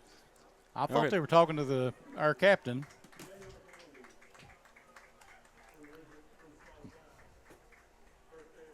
So now back to the 25 it goes. And now if you're the defense, you've got to put your ears back. Put your ears back, make certain that nothing gets over top of you. And again, if your point, you can't, if you pass the ball in an incomplete pass, it's an extra timeout for the Bears. They're going to start with the pass. They rifle it out to the far sideline. Making the catch there's Peyton Allen. He's tackled immediately inbounds, and the Bears will use their first timeout. So 1:15 to play in the half. Allen picks up 4, 2nd and 6. Point, I think, called the timeout. No, okay. Yeah, I was going to say. I was going to say he pointed that way. If Point calls a timeout, somebody needs to go over and ask them if they have a clue what's going on in this game. I understand that. I've seen that happen. Things like it happen before. Yeah, it happens. Offensively for the Bears, 227 through the air for X, who's 12 of 15, 3 touchdowns. A long one going to Amon Williams for 68. That's going to help his efficiency right there. 12-15 is pretty good. 80%. Yeah. He was 70.6 coming into the ball game. And, that was something I remember last year, and 2 years ago I should go back to, the last time when X was here when he was a senior. And, he was sharing some time with Kirkland, and, when they were trying to figure out where it was going to truly go before Kirkland finally took over everything. And when I talked with Coach Phipps, and he said, the best way I can describe this is he said, X is the guy that's going to get everybody home on the school bus safely. Kirkland's the guy that's going to drive it around the curve with an embankment over the side on 2 wheels. I think you get it backwards, but I understand what you're saying. Yeah, or Kirkland. Yeah, Kirkland's the one that was always taking the dangerous routes, and X is the guy that's going to be safely home. Yeah. And again, he takes what's there. He doesn't really force anything. Right. Last week is the one interception that he had. It was a ball that as soon as he threw it, he wanted it back. He knew it, and I talked to him after the game, and he was trying to bring a guy on a deep crossing route, and he had 2 guys standing right there in zone coverage. They were playing 3 high safeties. And I asked you about the game. He goes, yeah, I would have loved to have that one back. He said, as soon as I let it go, I was like, what am I doing? But he didn't let it falter. That was the big thing. He's got such a calm, cool, collected demeanor about himself, and he just flushes it and moves on, and that's the makings of a great quarterback. Pressure coming back up the middle, getting home again. Lee Evans, the sophomore, right there in the middle. They put a spy on the quarterback, Samir Wiley. 1:09 to go. Timeout Bears as they're going to lose a yard, and it's going to be 3rd down and long. So you got a chance of getting the football back with about 50 seconds. And for you, Pike, that's an eternity. Yeah. That's 5 6 plays maybe. Yeah, I mean they had a 4-play drive that went 55 yards in 43 seconds. They don't need a lot. And the crazy thing is that their time of possession this season, they're just under 25 minutes per game. So, it's not that they're just wasting time, but when they need to score quickly, they can. And again, if they would stick it in here, if they get it back with a stop and stick it in the end zone, that would break the school record for most points scored in a half. It would tie it. 49. Against St. Andrews here last year in the final game of the regular season. They scored 90 total in the game. They put up 49 in the first half. You think they're still sulking about that field goal they gave up last year down a point? Yeah. Long 3rd down try. Wiley steps up, floats it near sideline, has his man there. That's TJ Howell who will move the sticks.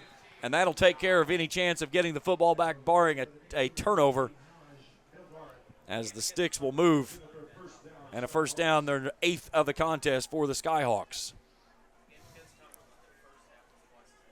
3 safeties high now as Woodruff and Clark playing wide, Coleman right in the middle.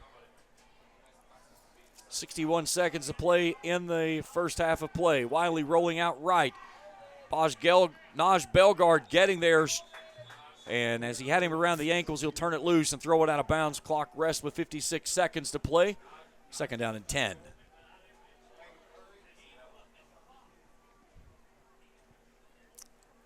Sun covered up with a cloud for a while now. Yeah. That makes it feel a little bit better in here. Yeah, I don't have to stand up. I would be okay with that. Wiley 6 of 17 in the ball game, 76 yards. Howell 17 carries for 45. He came into this ball game with 27 carries for 69 yards on the season. He's been a workhorse in the backfield. They're going to go an empty set here. Now, a big opportunity here for the Bears. An incomplete pass gives him another timeout. They still have 1 timeout remaining. Wiley wants to throw, steps up in the pocket, looking down the field, floats it down the center of the field, had his man there of Ethan Cantrez. The freshman has it off his fingertips, incomplete. And it's third down and 10. Quincy Clark back there talking to him a little bit. He had nothing to do with the result of that play. That was just flat out, Cantrez couldn't get it there as a long throw off the fingertips by Wiley. So now, if you are Point, this almost has to be a run. You've got to force UPIKE to use that extra timeout, to not leave them with any timeouts when they get the football back on a punt. Wiley in an empty set. Pressure coming up the middle, and Jeff Flowers gets home again. The Bears will get that timeout as Jeff Flowers gets the sack. A huge loss on third down as they go back inside the 35 to the 33-yard line. Who am I to say the Bears have no chance of getting another possession in the half? We talked about 50 seconds a long time ago. That was before the other possession. Reinhardt defeated Bluefield 35-12 earlier today. Bluefield's the next destination for the Bears. If you've never been to Bluefield, you talk about a unique place to play. It is a field that is literally built in the side of a mountain. And I think they brought about 4, what's those big airplanes, the big cargo planes, C-10s? Yeah. I think they brought about 4 of those full of concrete into a form and just dropped it in to build the bleachers. They probably have about 60,000 tons of concrete in the side of the wall there, of concrete that was built probably when that thing was established back when Noah built the ark. It is a tough place to play. There is no energy in that place whatsoever. I went up there one year when Coach Phipps was with KCU, and it was a cold, blustery night. I think there were 6 people in the stands. We played the first game after that in Zoom. Yeah, it was fun, too. All right, Matt Moses to try to kick this one away.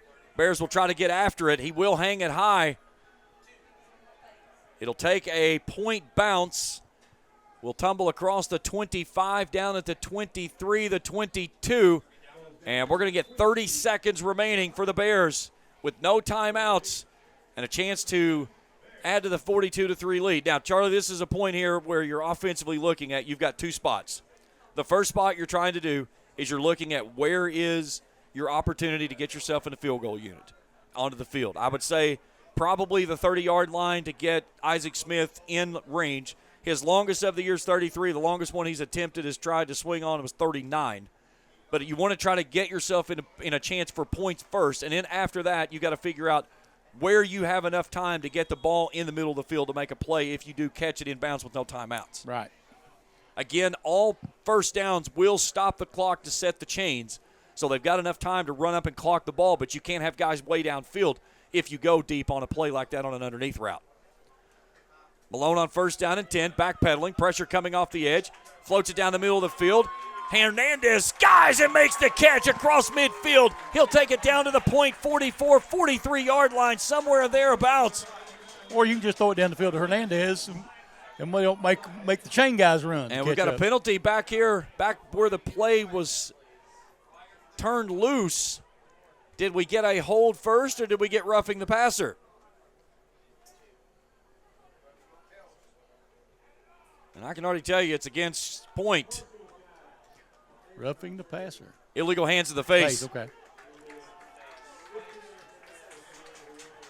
So they'll go 15 on the back side of it. Wow.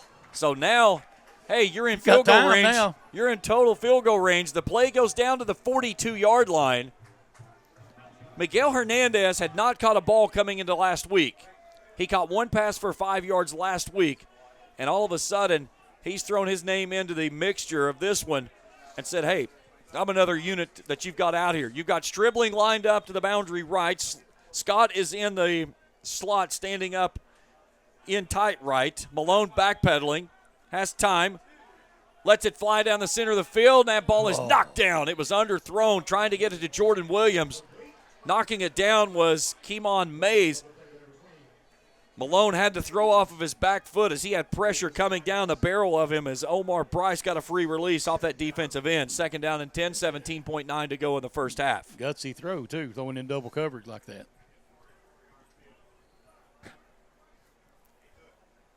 So now I would say you're looking at probably some form of an out route, something quick screen to get to the sidelines.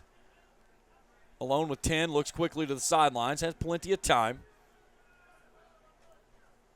Malone backpedaling, pressure coming off the edge. Rifles this one down the middle, making a great catch as Brandon Newton. What a grab as he gets it down inside the 5. Mays was draped all over top of him, and Newton makes the grab. The senior out of Fairfield, California. It's first and goal. And then Malone will clock it. Trying to drive through and force a turnover there was Cortez Thomas as he came right through the center of Zach Brooks, who took over in the second quarter after Zach Turk went down with an injury.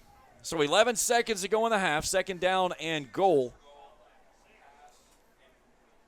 The Bears trying to add to this 42-3 first half lead. Looking for their third consecutive win on homecoming and trying to push that conference home winning streak to 8 consecutive. And barring an absolute miracle of all miracles, they're going to do all of those. Now the question is, are they going to stick some numbers in the record books going into the half? Malone wants to throw, and we got a false start. And for the Bears, I don't know that that's a bad thing because it gives you a little bit more field to work with when you're trying to throw those underneath routes. False starts on Micah Lee.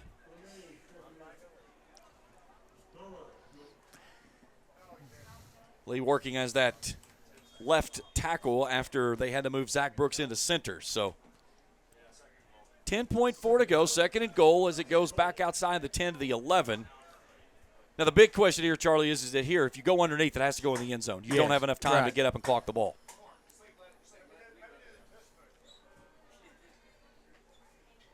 Malone looking, fires it out far side. Williams has it. He's got to get out of bounds. He's running toward the sideline and does so. So he'll get out at the 15, but they're going to lose 4 yards on the play. And now we'll go with a field goal try. So Isaac Smith will come out for his 9th field goal attempt of the season.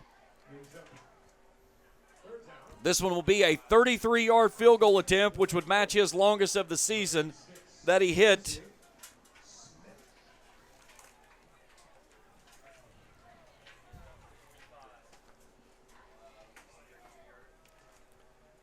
His 33-yarder came against Campbellsville. And Point will burn a timeout.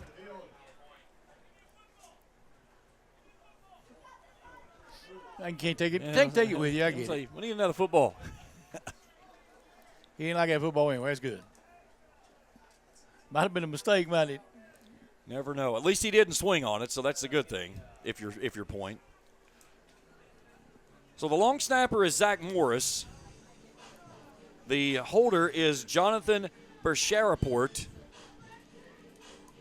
It's a good thing they don't have names on the back of their jerseys because his name probably wouldn't fit. Yeah.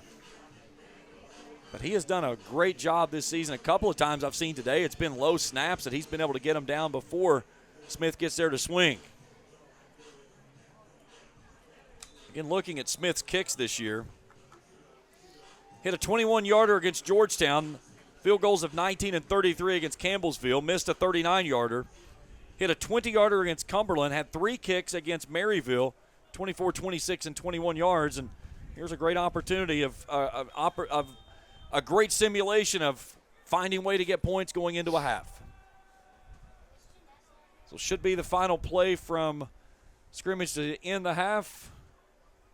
Isaac Smith to swing on a 33-yarder. Puts this one up. It's got plenty of distance. Splits the uprights. No, it does not. It misses. Thing looked like it was plenty good. Looked good, yeah. Either way, we go to the half. It's 42-3. Bears in front as they head to the locker room. We'll break it down when we return after this here on the UPIKE Sports Network. Halftime here in Pikeville, 42-3. The Bears leading it here on homecoming 2025 alongside Charlie Pinson. I'm James Collier. Charlie, a efficient first half, and when you get scoring from all 3 levels, special teams, offense, defense, and you start things off with a 99-yard kick return, it puts things in perspective of the fireworks that's been here. The only thing that's been hotter than the temperatures today is the Bears as a team collectively. Yeah, it's been excellent today. I don't have anything. We had 2 mistakes. One of them was a fumble, and that penalty on 4th down. That's it. We had a few penalties, but nothing major. I mean, it's been just a well-played football game on both sides, all aspects of the game. The big thing is that we don't talk about the defense much as I think that we could, but you look at what they have done in this ball game. You've got Jeff Flowers that's got 3 sacks in the contest. Naj Belgard credited with a sack that forced the fumble, the first forced fumble of the season. First fumble recovery for the Bears this season is returned for a touchdown. And you got 5 sacks on this quarterback, and you're getting pressure on just about every drop back that he takes. Oh, yeah, he's struggling back there to do anything with the ball. And really they're doing a great job in coverage, too, not giving him an opening to throw the ball. I mean, he's had to overthrow, underthrow, and afraid to force the ball in.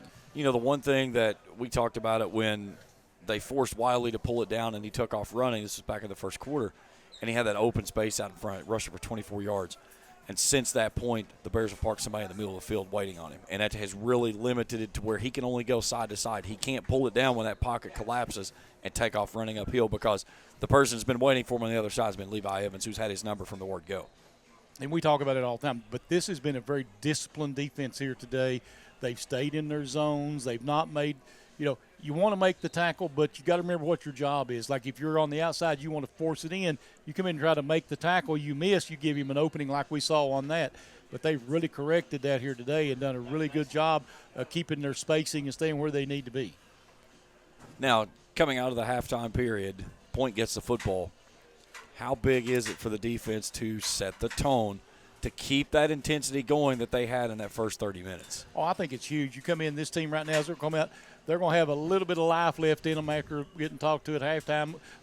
Coach got them all pumped up and everything. If you come down and shut that down, then you could possibly cruise for the rest of this ballgame. I think this is a conversation in the locker room that was probably one of those that you tell your starters, listen, if you guys go out and execute the way that you're supposed to, you got 1 series each left. And then we're going to start emptying the bench, and everybody's going to get a chance to play here this afternoon. Yeah.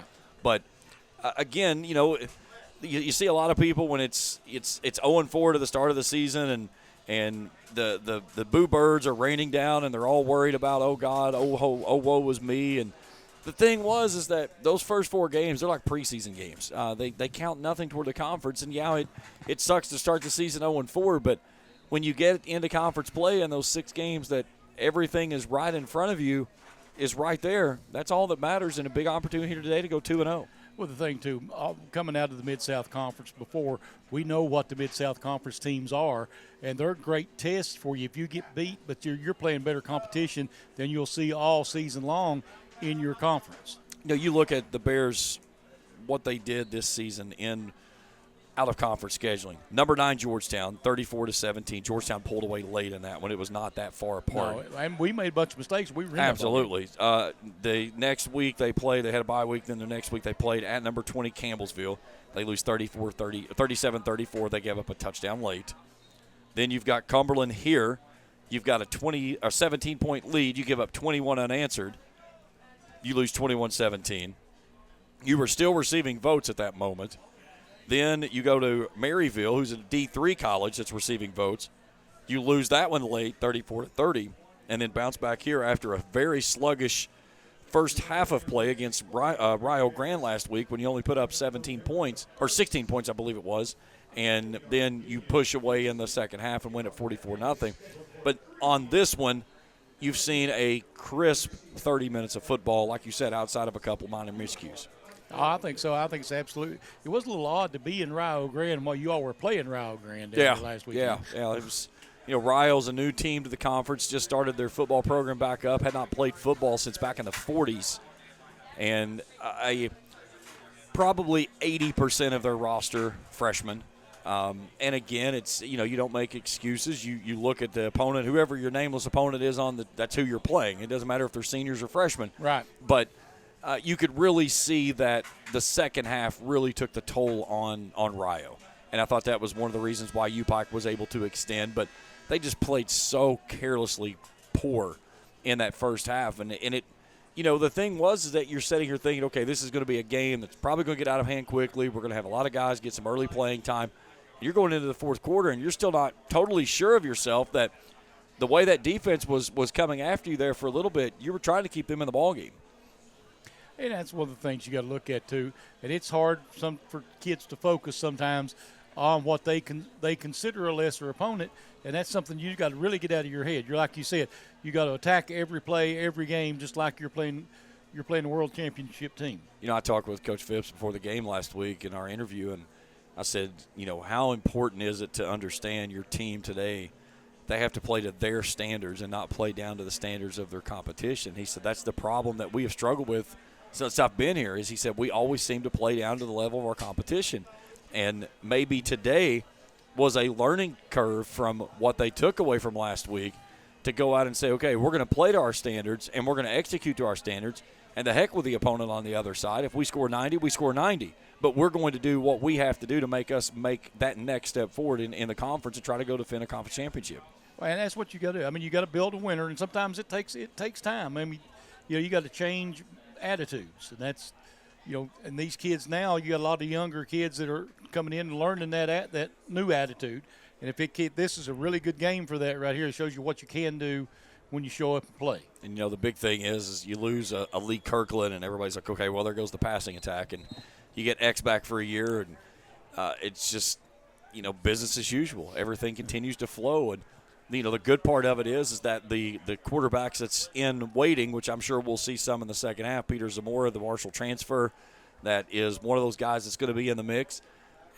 It gives him a year to just try to learn the system and what Coach Corey Phipps wants him to do to be able to run this offense at the pace, at the speed, and the efficiency that they want to see. They want to see those pass completions up around 65-70% because, again, a lot of the passes that you're making are those short passes because you got so much speed at all positions. All you got to do is get them in open space. Yeah, get the ball. One of my buddies was coach when I first got here.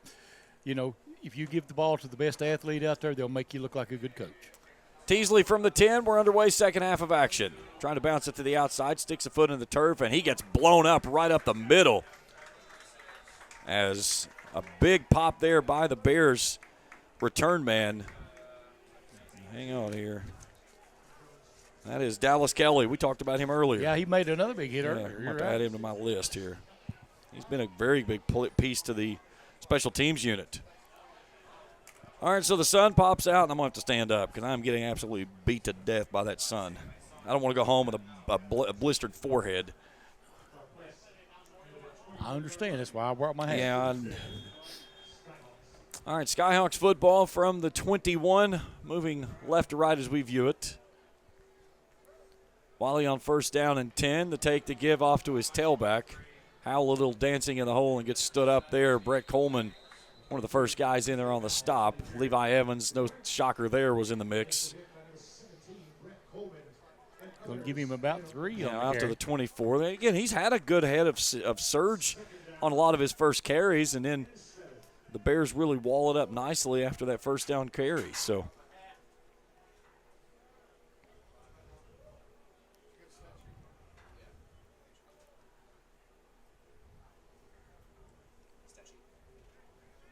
where's that stat sheet from the first half? Here it is. There you go. Play clock's down at 6. Wiley, another give. Trying to bounce it to the outside. Naj Belgard jumps on his back as Howell goes down. Crossing the 25 out to the 27, a gain of 3. It'll be 3rd and 4. 6 of 14 on third down tries today are the visiting Skyhawks. Big opportunity here for the defense to set the tone for the second half, a 3 and out. Yeah, if you get a 3 and out right here, that's going to take – and they're already hesitating a little bit. It seems like they're trying to kind of milk the clock a little bit. They beef up a little bit on the line. Wiley wants to throw, pressure coming off the edge. It's an inside bubble screen. They get it out to Teasley, and Levi Evans blows it up for a loss. They'll take it back to the 26. Evans has been a warrior. You need to put his name in the mix for Defensive Player of the Week for the conference. So the 3 and out for the defense, and the punting unit coming out for the Skyhawks. The look of that team running off the field looks like you might be getting in their head now. I think you've been in their head. You're living rent-free right now. So Esquivel back to return the punt. Will be only the 3rd punt of the afternoon for Moses. Bears coming after it. He gets it away. Esquivel fields it at his 39 and then dances forward for a couple more. They're going to put him right at the 40. 34-yard kick, no return. Maybe give him a yard return, if you will. 12:36 to play in the third. The Bears taking their first snaps with a 42-3 lead here to start the second half of action. Hernandez and Scott will go wide right. Newton and Williams left. Ahmad Williams starts in a pistol look with X. With 3 hats across the line for the Skyhawks, they'll move 4 in now. Showing blitz, here they come. They'll sling it out near sideline. Jordan Williams makes a catch, makes a man miss. Down the sideline he goes. He's hungry. He's got reservations for 6. And he's going to the house. 60 yards to the house. Touchdown Bears. And another big block by Brandon Newton to spring him free to get into the end zone. X's 4th touchdown pass of the afternoon, and the Bears extend their lead. It's 48-3. Now if they just keep this attitude the rest of the way through the season. You know, I talked with Coach and X and Deej after the game last week in the post-game conference, and, you know, one of the things I talked to him about, I said that the wide receivers were getting the space that they were getting and getting opportunities to do what they were doing because of the way they were blocking for each other. And that was one of the things that X talked about. He said, these guys make it easy because all I've got to do is get the ball to them, and they're going to go help each other get that spot that they need to get. And this is going to be a bad snap. The holder will just pounce on it, so the extra point fails. It's 48-3, 12:23 to play in the third quarter. We'll be back for more after this on the UPIKE Sports Network. If you was pushed out of the area because of loss of work in the coal industry, look no longer. Jim Marr is here for you. Jim Marr is now hiring for all positions in the coal field. Stop by their offices in Logan, West Virginia or in Wheeling, West Virginia and apply today.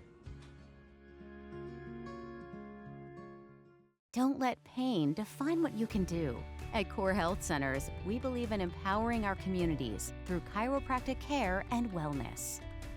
With 21 locations throughout Kentucky and West Virginia, we're here to help you get out of pain and enjoy life to the fullest. So, what are you waiting for? Experience the Core Health Center's difference. Call now or visit us online to start your pain-free journey today. Core Health Centers, for the health of your family. 2 plays, 53 yards. And a touchdown pass that goes out to Jordan Williams. He makes a man miss and goes 60 yards to the house as he picks up touchdown number 3 on the season. That's also his longest touchdown of the year. His previous was 37. But Williams now 2 catches for 60. And the Bears lead it 48-3. Sean Jones Jr. back to return deep. They've got Teasley to the far side and Ontarius Ware near side as the upbacks. And this one's going to go out of bounds on the near side. The Skyhawks will take over at the 35. He almost got it down to the 5 where it went out. And it had that boomerang side Yeah. spin on it, which is going to pull it that way and lose plenty of distance. So it's one of the kicks he's been trying to work on this year, and he's had some that he's been able to thread the needle to kind of get it into that far side, that near side corner where he was trying to go, but he's lost several of those out of bounds as well. So, yeah, good time to work on it right now. oh, though. absolutely. I mean, that's a kick that you will need somewhere down the road. You got a pretty good cushion. You know, they've got Bluefield in their sights next week. They come back home on the 1st with appreciation for Pike County school systems. They'll have a lot of Pike County schools here in attendance on the 1st, and then the 8th will be KCU and Senior Day, and then they'll close things out at Reinhardt for the final game of the regular season and what very well could be the de facto championship game for the conference. Yep. And an automatic playoff bid. We're on first down. The take, the give. Nice. Now where Levi Evans again just takes T.J. Howell and slings him to the ground like a sack of potatoes. Yeah. He's like, just get away. What you bother me? Give him about a half a yard loss. Initial hit by number 6, Levi Evans for the Bears. 2nd and 10. Second down and 10. You know, it looks weird. You look out there seeing number 6 on the field, and, you know, he kind of resembles Lee Kirkland a little bit. A little bit, yeah. You know, he's big-bodied. You're right. I think Lee may had him a little bit. You know, Lee was 265. He's 237, but, you know, it looks like Lee Kirkland out there playing defense. It kind of does. You're right. Ware wants to throw, pumping, looking, still surveying. Now he's going to bring it near side. He's got a drag route coming across the near sideline. He misses Quintravius Teasley. 3rd down and 10. And again, the Bears have been able to get a rush with typically bringing 3 guys. And they are just taking everybody dropping into coverage and forcing really tight coverage downfield. We'll see a lot more, a lot of new faces here soon, I'm going to assume. Oh, we'll be on rosters by the time we get to the 4th quarter in this one, I guarantee it. There will be no depth charts that'll work on this one. Empty set now for Ware on 3rd and 10, 11:33 to play in the 3rd. Bears have already found the end zone once to start the second half, showing 5 across the line. They send 3. Ware floats it across and off the fingertips of Quintravius Teasley, incomplete. Teasley seemed to be his favorite receiver. Yeah, coming into the game, he had a team-leading 21 catches for 341 yards, 3 touchdowns, 3 catches for 99 and a touchdown last week in the win over Union.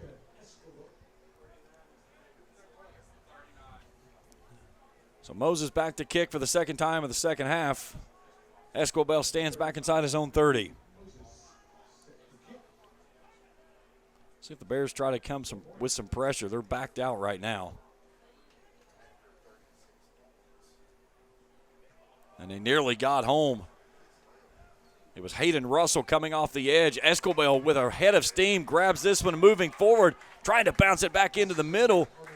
A dangerous reception there by him, but he'll get it out to the 35, and the Bears will have it 1st down and 10 from their own 35, right between the hashes. He was trying to get over here. He had blockers over here, and he was trying to get in that vicinity, but couldn't make it back. If he got another couple steps, that'd have been over. It might have been over, yeah, and we might have seen our second return for the day. Had a kickoff return, haven't had a punt return.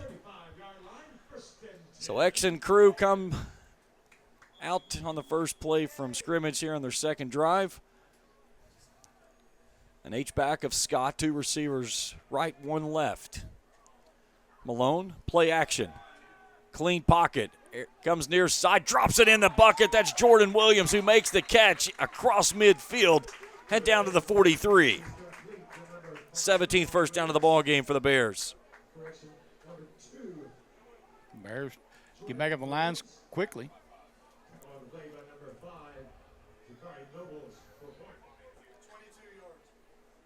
Bring it out near side. Williams again. Williams cuts back in the middle, puts the ball on the turf, and scoops it back up.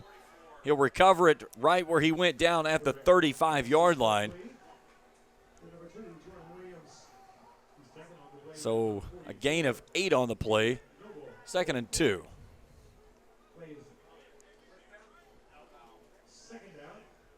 Twin stat for Malone. Williams and Newton bound up on the left side of the set. Skyhawks sending 4, penalty marker, free play maybe for X. He'll dump it down underneath to Williams. Williams makes the catch, has enough to move the sticks, but they'll probably get 5 instead of about 3 on the other side of it, as I believe we had a player offsides for the Skyhawks. And I think, and that's what I get for thinking, I got an illegal formation. So they had somebody that was not up on the line of scrimmage is what they're saying. Coach Corey Phipps is emphatically saying that that is incorrect.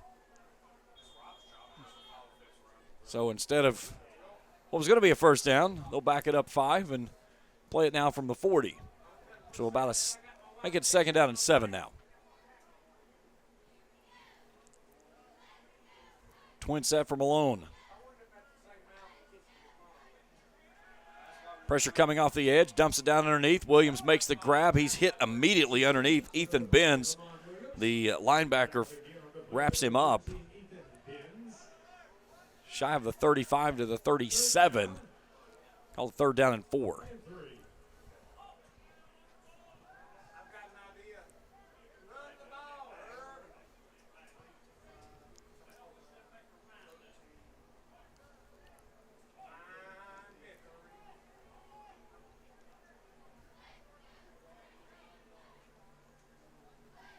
Malone patiently surveying. Play clock's at 10 as he claps for it. He'll drop back. Pressure coming off the edge. Loses the football. Gathers it back up himself. Spins free. Cuts back inside. Gets inside the 35 to the 34. It's going to be fourth down. What a play by X. I think he completed a pass to himself. Yeah, I think you're right. He's a little gimpy as he gets up, as he runs away for the moment. The Bears offense staying on the field. And they're going to go for it here on 4th and 1. 8 of 14 on the season. They give it off to Williams. Williams on a dive off to the left. He'll cut back into the middle, and that should have enough to move the sticks. Second effort should move it enough.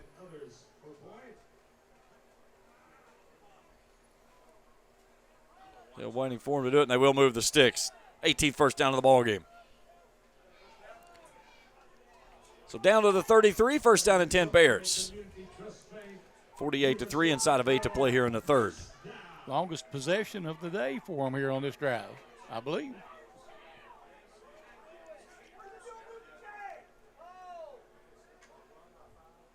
Here's Malone. Little screen pass set up to Scott. The big tight end lowers the shoulder. And we've got extracurriculars on the back side. We've got a penalty marker on the front of it, and then extras on the back. And this is a hold against UPIKE for sure. We'll probably get off settings on the back side. What we saw this extracurriculars, Charlie, this was set up in pregame between number 2, Jordan Williams, and number 20, Keemon Mays. They were jaw-jacking out near midfield before the game got underway when both teams were out there going at it. This one's been going at it for a while. They'll get that one on Michael Atkins.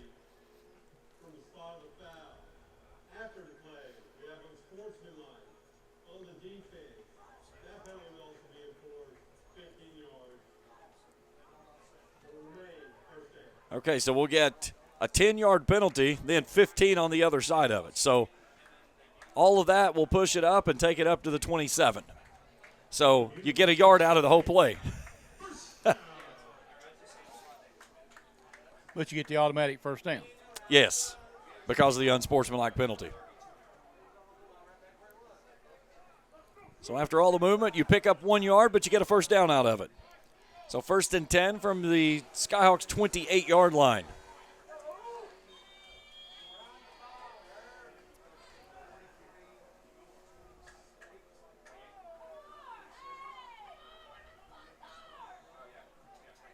Malone, plenty of time on the play clock as he looks to the sideline. Usually takes it around 10. He'll take it at 9. Pressure coming off the edge. Floats it to the outside. He's got his man there. That's Miguel Hernandez, who reaches for the marker. They're going to put him out at the 19. He'll get down inside the orange zone. It'll be 2nd and 1.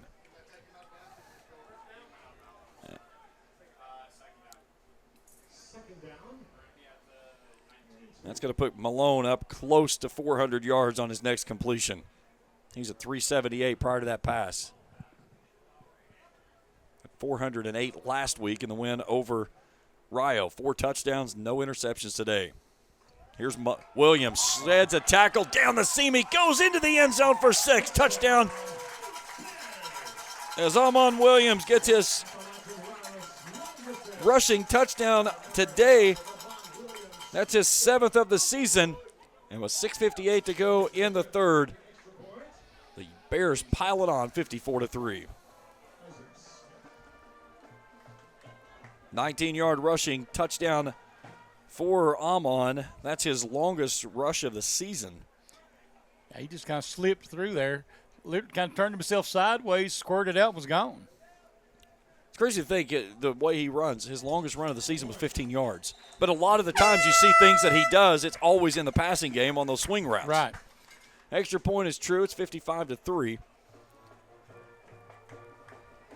So a good start for the Bears on both sides of the ball. And again, you've got a team that has just basically, they've had all they want. We've got an injury timeout, so we'll step out for an injury timeout as well. Back after this on the UPIKE Sports Network.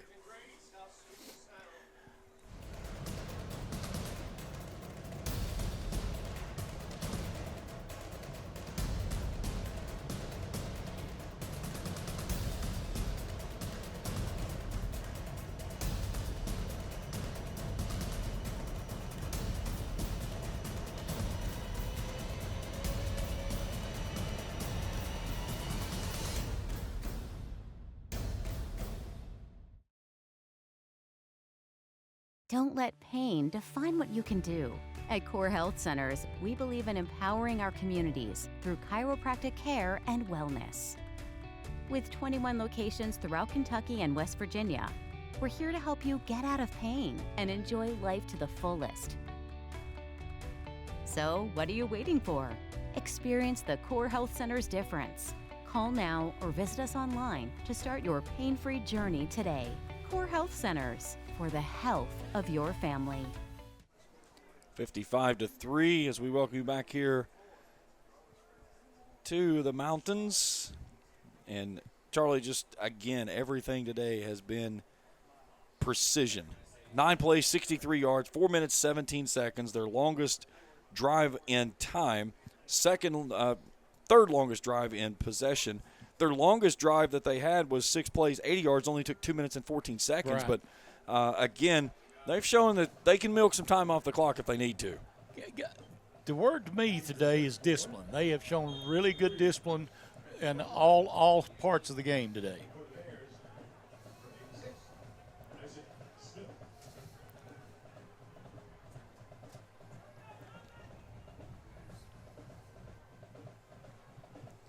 Smith to boom this one away. Hangs it high, coming near sideline. Jones Jr. will field it at the 4. And he gets stood up with a wall coming downhill as he got popped in the hole. I think they tackled about 3 of them there to get to him. That was Dylan Ferguson, the linebacker out of Louisa. He was a pride of Lawrence County. He delivered a punishing blow. Special teams units getting the call for some love today. Yeah, that cloud cover pops over top of that sun. It drops the temperature instantly, about 15 degrees feels like. Not nice.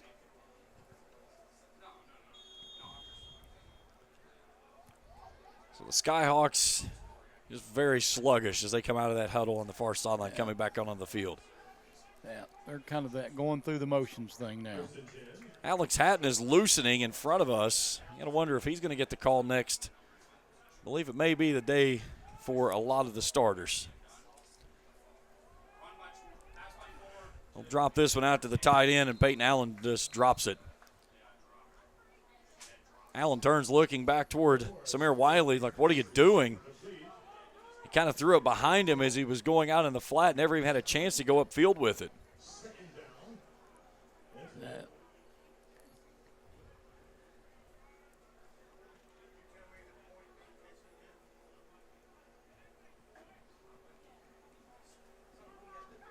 .646 to go here in the third.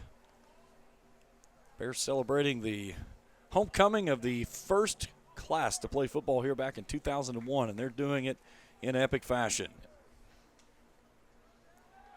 Wiley stands in the pocket, floats this one underneath to Howell. Howell trying to get outside, and there's Ferguson again who gets a big hit. Initial hit by number 40, Dylan Ferguson, and others in on the play. You know, I like what I'm seeing of this Bear defense today. Well, the most important part is that you're going to get some guys some rest, and this time of year, that's a good thing. If you can get rest in the middle part of the season where that longevity really starts to build up, you got no bye weeks left the rest of the way. So you've got to take care of things along the way the rest of the year. Doing it in ways like this, that's one way to do so. Play clock is at 8. Wiley walking to his spot. They're going to have to hustle to get this one off. Down at 2 and 1. They snap it on 1. Pressure coming off the edge. That ball's knocked down. As making a nice push off the edge for the Bears, that was Walter Reedus. Penalty marker on the play. And now they're going to ask Casey, or ask on the near side here, what the Bears want to do. They're going to decline it, take the play. I think that's a smart play at that spot. Well, it's 4th down, absolutely.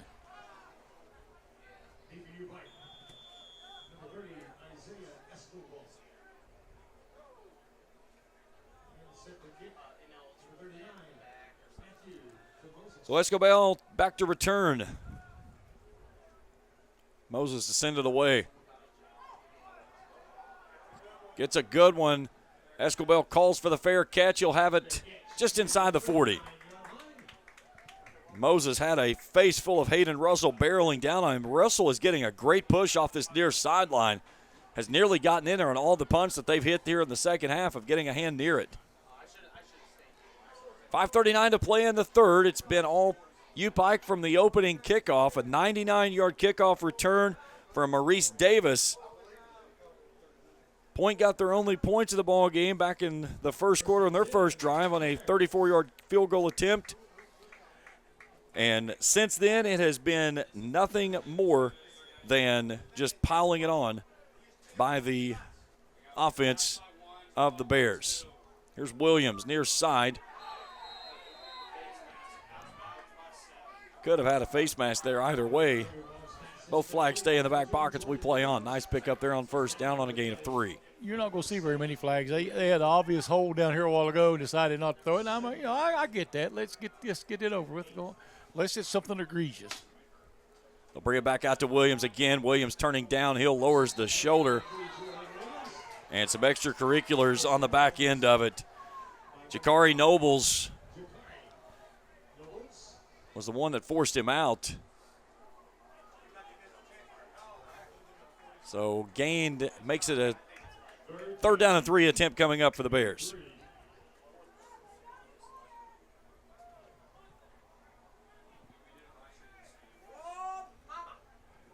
Twin set.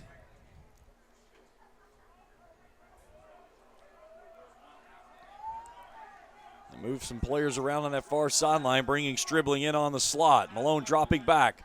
Lets it fly. Coming near side looking for Williams, and it's overthrown and out of bounds. Incomplete. 4th down and 3. An upset today in college football as number 17 for Vanderbilt showing that they are real in the SEC. They take down 10th-ranked LSU 31-24. 12th-ranked Georgia Tech over Duke 27-18. Last night it was Louisville taking down 2nd-ranked Miami 24-21 and Minnesota upending number 25 Nebraska 24-6. 4th down and 3 for the Bears. Offense stays on the field.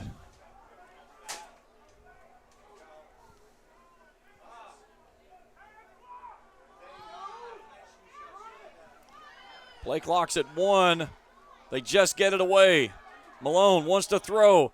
Floats it to the outside, has Stribling there. Stribling makes a man miss. Down the far sideline he goes and is finally pushed out of bounds after going past the 30. And that's going to be it for X. He's thrown his last pass of the day. That'll take him over 400 on the afternoon. So X with another 400-yard performance. That's his 7th. And our new quarterback is the sophomore out of Mount Sterling of Alex Hatton. Hatton saw some action late last week in the win over Rio. And the Bears are going to put it on the turf on the first snap. It's going to be recovered by Cortez Thomas, and the turnover gives it back to this point Skyhawks with 4:07 to play in the third. Well, not exactly the way that you want to show that you need to be out there, even in cleanup time of the ball game. You fumble on your first snap. You're right. Yep. Saw a couple of his teammates over trying to pick him up, though. That's good to see.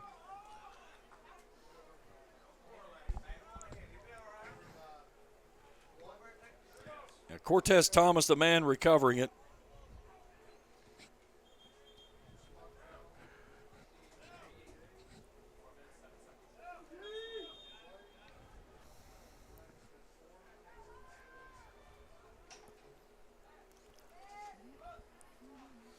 So the offense back out for the Skyhawks.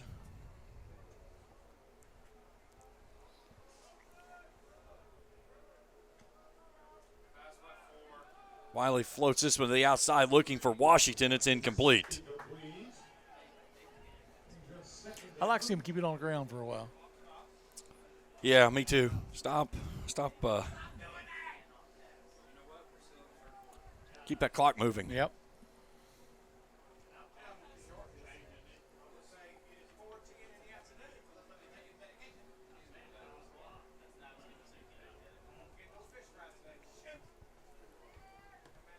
Second down and 10.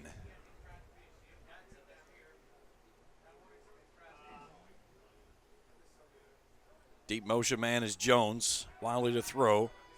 Surveying. He'll rifle it over to the far side. Jones has it. Is pushed out of bounds into the Skyhawks bench. Taking him out of bounds on the far sidelines, Tommy Turner.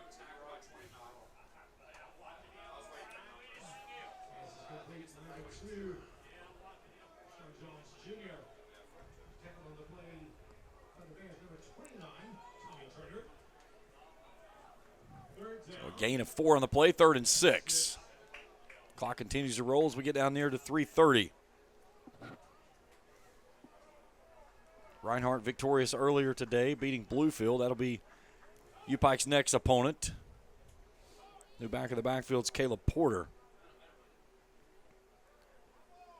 Howell moves in a deep motion. Wiley looking that way, pulls it down, takes off running, gets tangled up, and tries to reach after the contact. It was Marquez Nunez, the senior out of Vallejo, California. And it's going to be just short of the marker to gain, and they're going to say it's 4th down. I'm sorry, I'm looking at that ball across the field right now at the markers, and that half of the football's over top of the yardage marker. Either way, it's going to be 4th down. Can the Bears hold suit again? They're going to go into a tush push again. Penalty marker flies. That's typically going to be offsides. Second time it would happen against the Bears in that situation.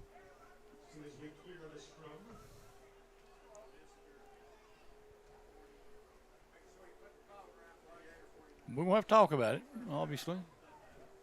Either that or deciding where they're eating dinner at tonight. Nunez is saying illegal shift.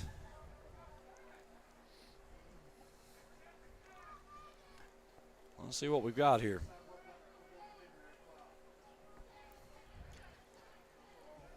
Well, I don't think everybody in the backfield can walk up the line at the same time.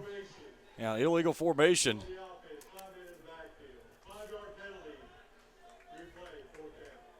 So we'll replay the down and make it 4th and 6. So the Bears have only given up one 4th down try this season coming here today, and it was on a penalty on the first 4th down try of the ballgame by this Skyhawks team. So now they'll have 4th and 6 as the sun peeks through the clouds again. Porter in the backfield with Wiley from the 43-yard line.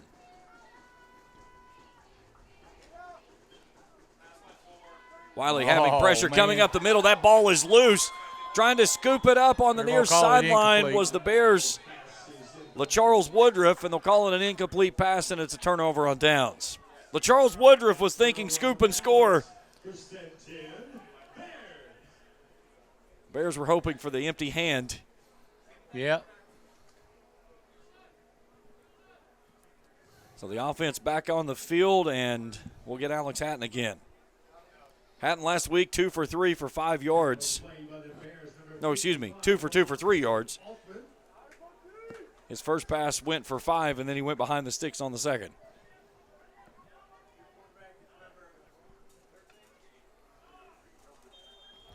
So a lot of new faces will start rolling into this football game.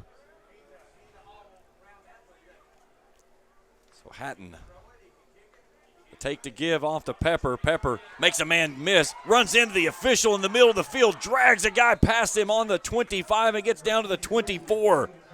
That was a nice block by the official. Logan Slagle, the middle linebacker, making the stop. We'll get a player down for the Skyhawks. As the Bears rack up another first down on the play. 18 yards on the scamper there by Pepper. That's his longest run of the season. His previous was 14. Injury timeout will step out as well. 2:13 to go in the third. Back after this on the UPIKE Sports Network.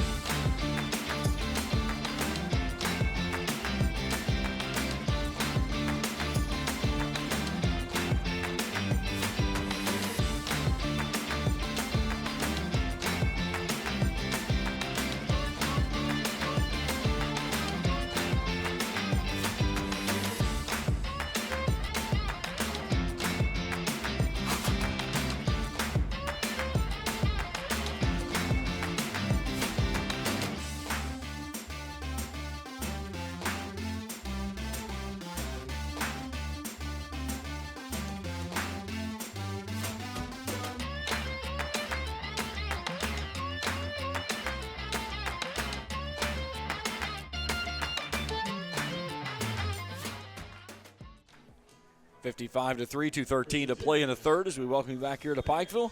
Homecoming for the Bears. First down and 10 after the big run from Jaden Pepper. Hatton claps to take the give. Pepper bounces it to the outside. A stiff arm off the edge. But a nice job there wrapping him up off the edge. And he's getting there and making the stop was Damian Campbell. Penalty marker down on the far sideline. I think this crew must be getting paid by the flag.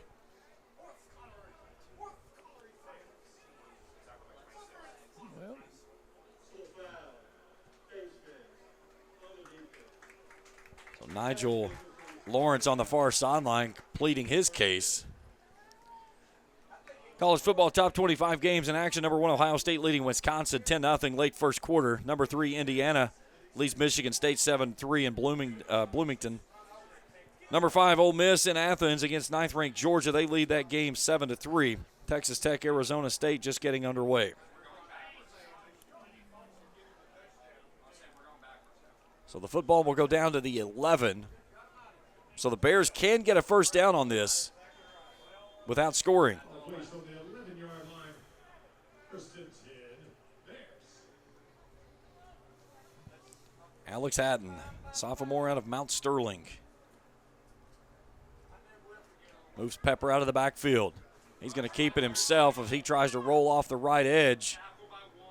And first man there is Cortez Thomas, defensive end. I don't know how much I want my main time punter out there trying to run design quarterback keeps. Yeah. Hatton, a big kid, 6'4", 215. Double barrel shotgun look this time for Hatton as they move Williams in the backfield. Hatton rolling out, trying to set up a screen. He'll dump it down and throws an interception. Throws it right into the hands of Omar Bryce. And the Skyhawks will take over at around the 25-yard line. Bryce's first interception on the season.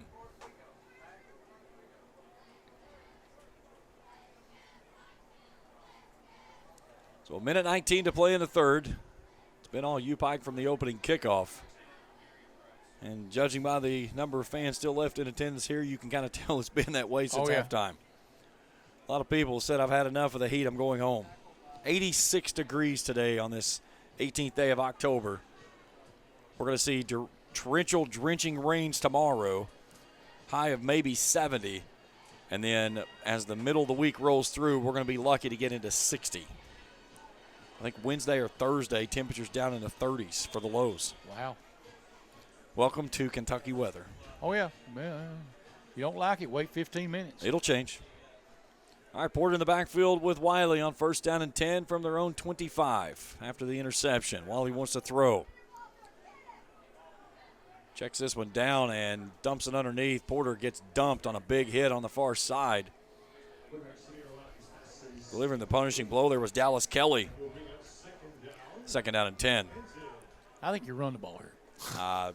If I'm the Skyhawks, I want to get this thing on the bus and get back home.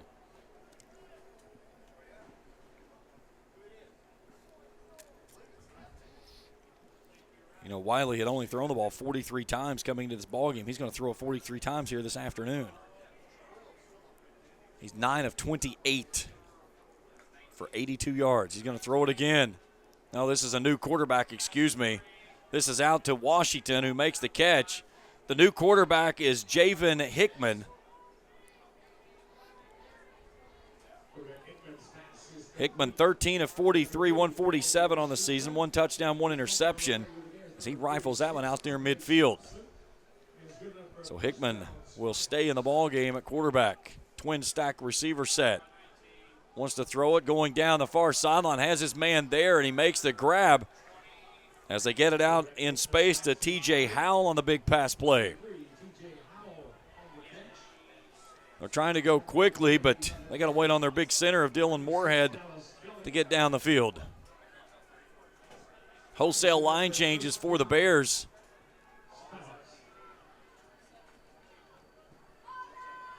Hand off to Porter. Porter coming off near side. Hanging on to him underneath was Caleb Anderson. And a penalty marker on the near side. I don't know if the Bears got everybody off the field. They might have had 12 men on the field. They were wholesale line changing.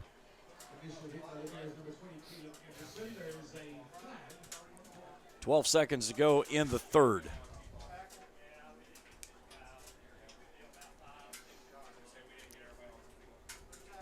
What you got? It should not be this hard to figure this out. If you threw a flag for 12 men on the field, tell the guy it's 12 men on the field and let's play.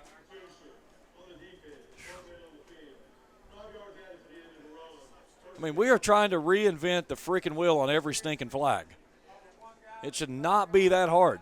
If you throw the flag, run over and tell him why you threw your flag. You go like this. Yeah, so you got to do that. I mean, we have hand signals. It's real simple.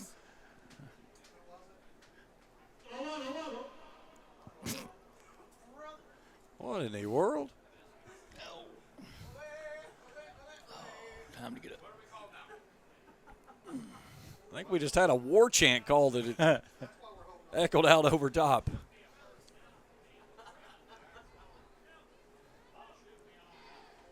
Well, where we going to put it at? Come on. It's not rocket science, guys. And you're down 55 to 3. Why are you complaining so much? I have no idea. You know? Illegal substitution. 12 men on the field. Penalties accepted.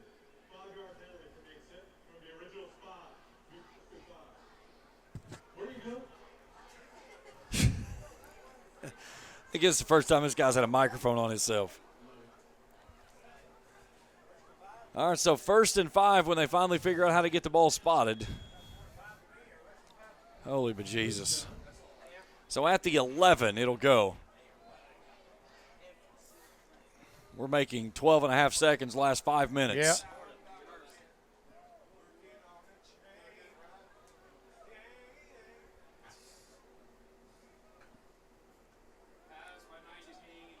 Coming back to the near sideline and hauling it in is Quintravius Teasley, his 4th touchdown of the season. And the Skyhawks have their first score that's not a field goal today. With 6 seconds to go in the third quarter, 55 to 9. Number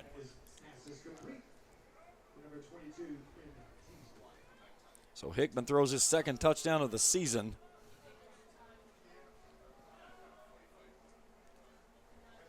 So now Maloof out for the extra point attempt. Moses to set it down.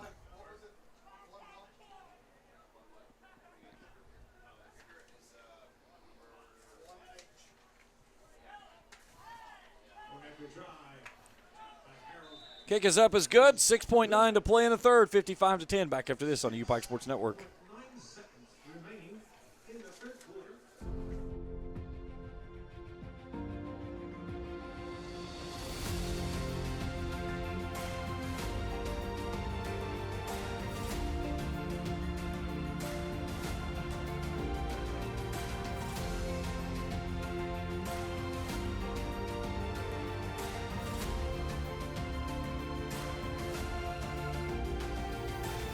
Achieve your dreams at the University of Pikeville.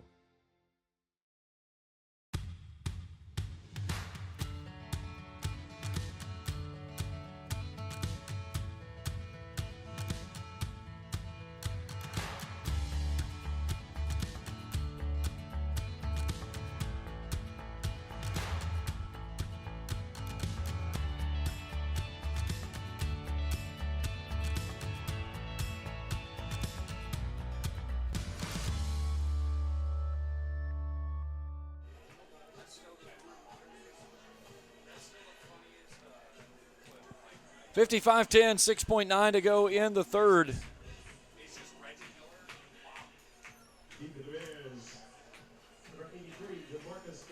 So Calhoun back to return, as well as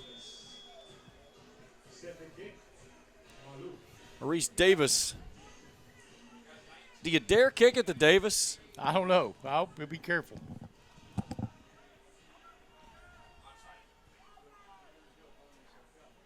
Bears are fielding for a possible onside attempt. They've got 6 men up. They'll hang it high. This one will go to the far sideline. It'll be Calhoun that'll field it at the 4. Across the 20 and gets tangled up. And unfortunately, we still could not get the third quarter to end. Yep.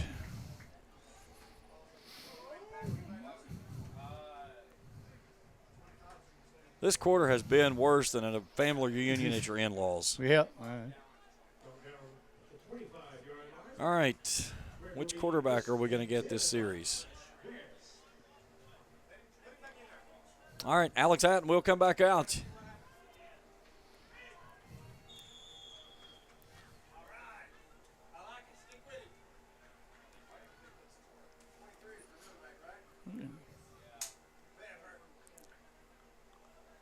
Should be the final play of the third. We'll give it off to Pepper. Pepper right up the gut. He'll pick up a couple. We've played 3. 55-10. Back for the fourth after this on the UPIKE Sports Network.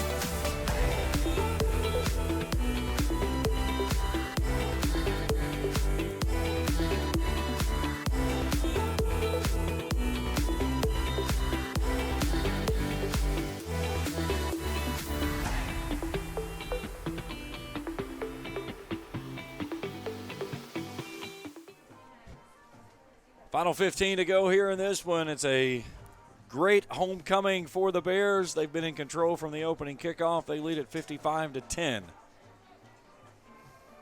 They'll have the football second down and 8 coming out of the break. Driving from left to right as we view it here, high atop the press box at Hilliard Howard Field, the 25th anniversary of UPIKE football.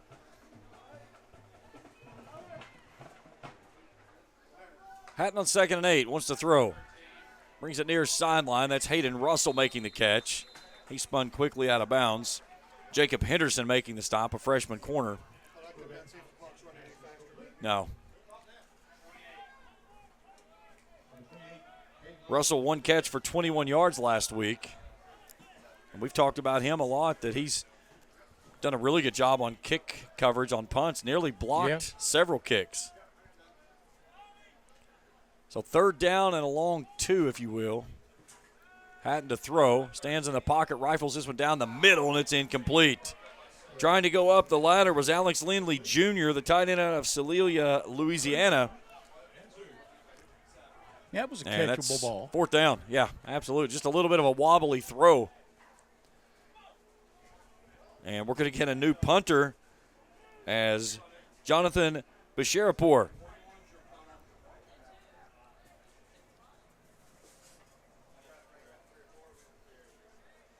Getting his first kick of the year. Teasley back to return on a drenched field in sunlight. Good kick. Pretty kick. And Nice. Teasley will field it at the 32. Nice spiral. That was one of those missiling that just starts. Yeah.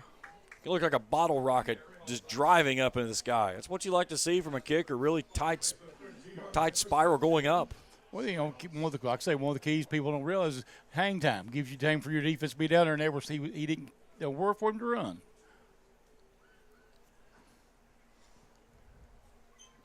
Any way that we could figure out a way to get rid of that 1 in front of the 4. Yeah.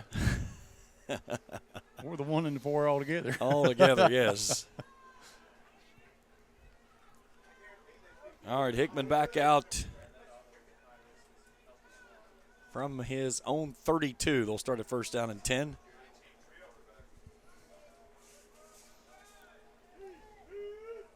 Howell moves in motion. Hickman wants to throw. Rifles it out to the far sideline. Washington goes up and makes the catch.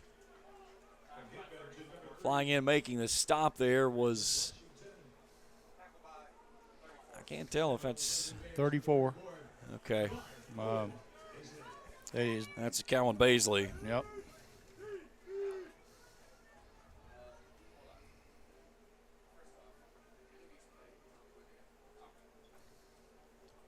Hickman to throw again. Airing it out down the far side, and it's Is that pick? knocked Nope. down. It was LaCharles Woodruff who knocks it down. He nearly had the pick. Incomplete.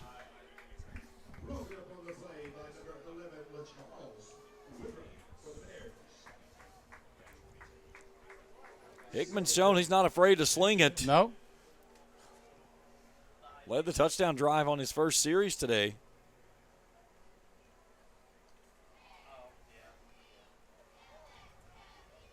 I think we're going to land this plane soon. I hope so. I feel like we're still building it with duct tape.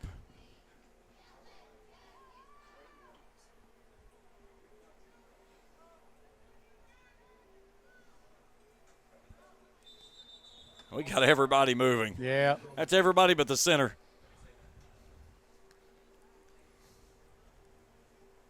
Now, see, that was easy. Why haven't they done that all afternoon?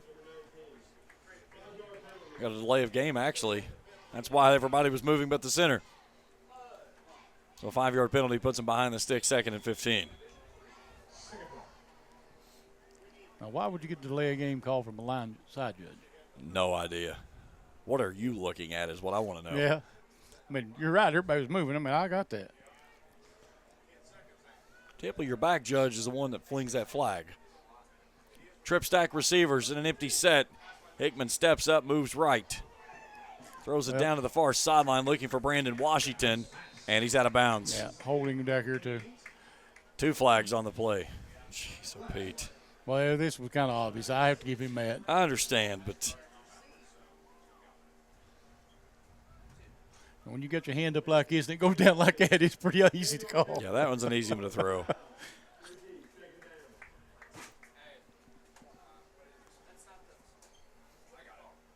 Holding. Oh, the delay of game was the one before that. That was on the line judge, not the back judge. The line judge called delay of game. Yeah.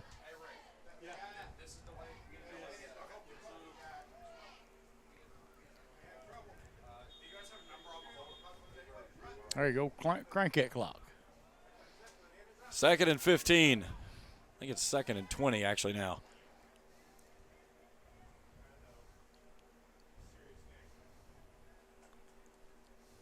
Hickman to throw again, trying to set up a screen. They'll dump it to the outside, and Sean Jones Jr. just Said, steps out of bounds. nope, He's like, nope, nope, nope, I'm good. nope. I'll take the loss on this one. I don't want none of that. Yeah, I've got white jerseys, and that's it in front of me. I'll take the loss. No problem here.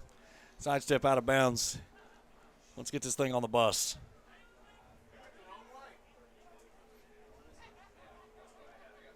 Third down. Third down, he can't figure it out. You can't buy an Uber for this price. 3rd and 27.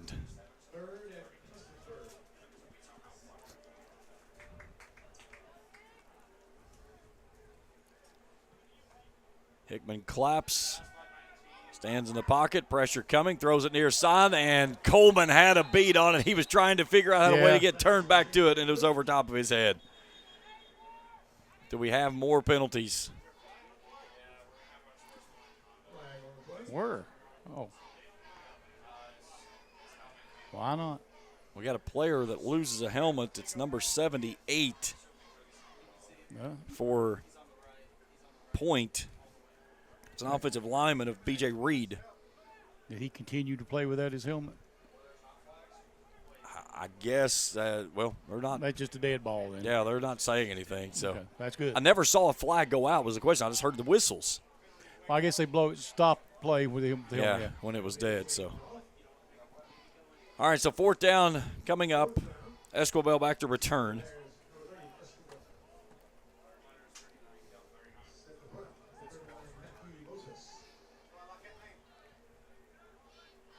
Low snap. Moses gets that one away. A low driving kick. Takes a point bounce across the 30. Escobar gets around in this one, gets away from, and he'll come to rest down at the 26. That's going to look good in the book. No, excuse me, 24-yard line. My mistake. Yeah, good kick. Got a good roll to it. Rick and I saw one time up at Wise, Virginia. The last time we saw it, it was still rolling out of the parking lot, getting ready to go down the highway, wasn't it, Rick? Our new quarterback, Peter Zamora, will come on to take over. Saw some action last week. He was in the game. I think I'm at the right page here. 5 of 6 for 33 yards and a touchdown.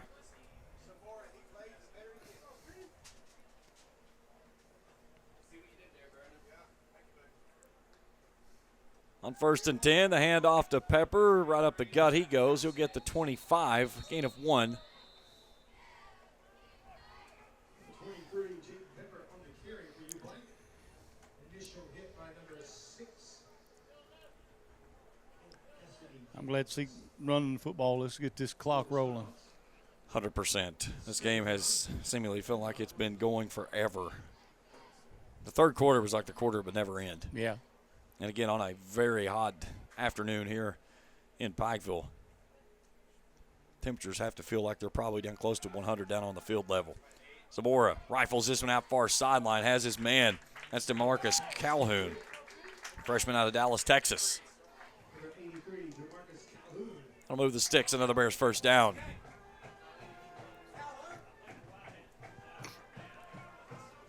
Ohio State's extended their lead over Wisconsin 17-0. Indiana leads Michigan State 14-10. And Ole Miss in front of Georgia 14-10 as well. Zamora gives it off to Pepper. Pepper bottled up, bounces it to the outside, gets the angle, spins out of bounds into the Skyhawks bench. After crossing the 40, they'll take him out, give him the 42. So a gain of 5 on the play, 2nd and 5. Yeah, he did not go out of bounds. 0 chance he went out of bounds. All right, we got a new running back in the backfield. And it's number 43, Kylan Ware. They'll bring it out near side to Esquivel. Makes a nice cutback across midfield and is wrestled out of bounds into his bench.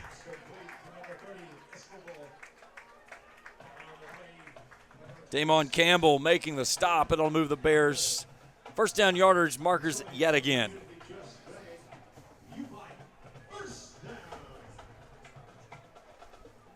Across the midfield stripe into the Skyhawks 48-yard line. Zamora on 1st and 10. They bring it out to Esquivel again. And he steps out of bounds at the 48-yard line. Nope, they'll give him one more step to the 47. Gain of 1. Now make it 2. They had him started at 47 over here. They moved it to the 46 on the far sideline. Yeah, they said by the 47. They've got the yardage stickers on. Okay, there we go. Now we got it right. You know, you've only got on this field 6 set of hash marks. We would think that 53 yards apart we could see each other to be able to line up on them. What a concept. I'm asking a lot, I know. Here's a handoff to Porter Road. Road had a pair of carries for 19 yards last week.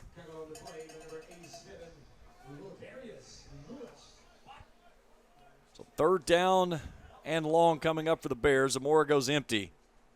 3 receivers left, 2 right. Inside of 9 to go in the ball game.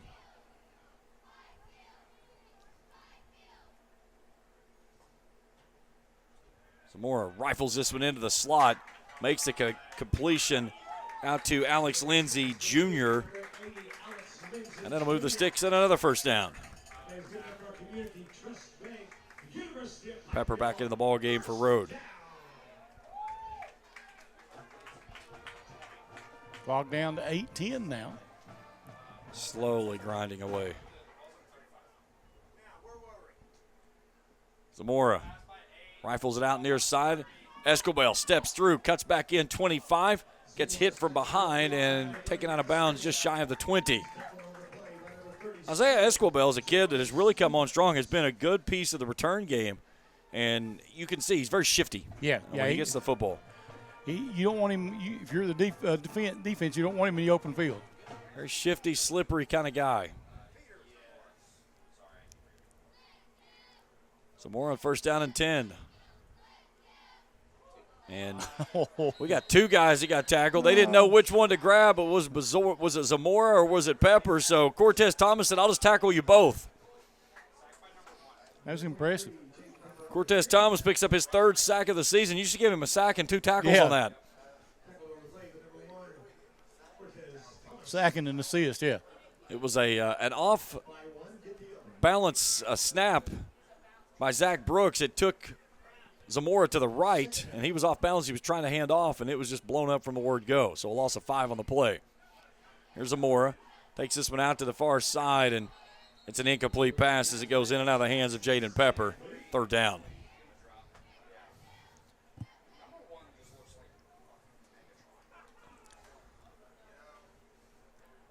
So all in all, though, a good day for the Bears.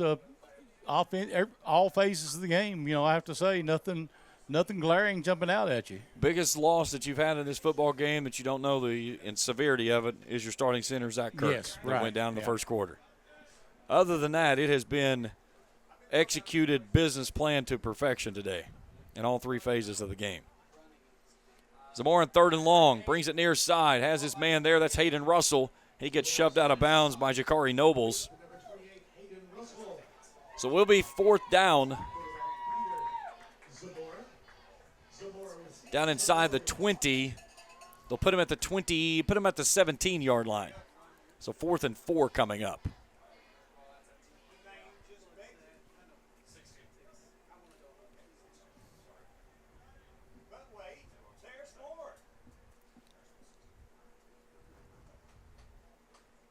Zamora's got a free play. Throwing it to the end zone. Trying to get underneath it and does. What a catch on the far sideline. The catch is made by DeMarcus Calhoun. He's going to get 15 yards on the other end of it because he pulled his helmet off. But DeMarcus Calhoun slips underneath it, makes the catch. Now the wait for the official signal. And there it is. So it's going to be unsportsmanlike on Calhoun for pulling the helmet off on the field of play.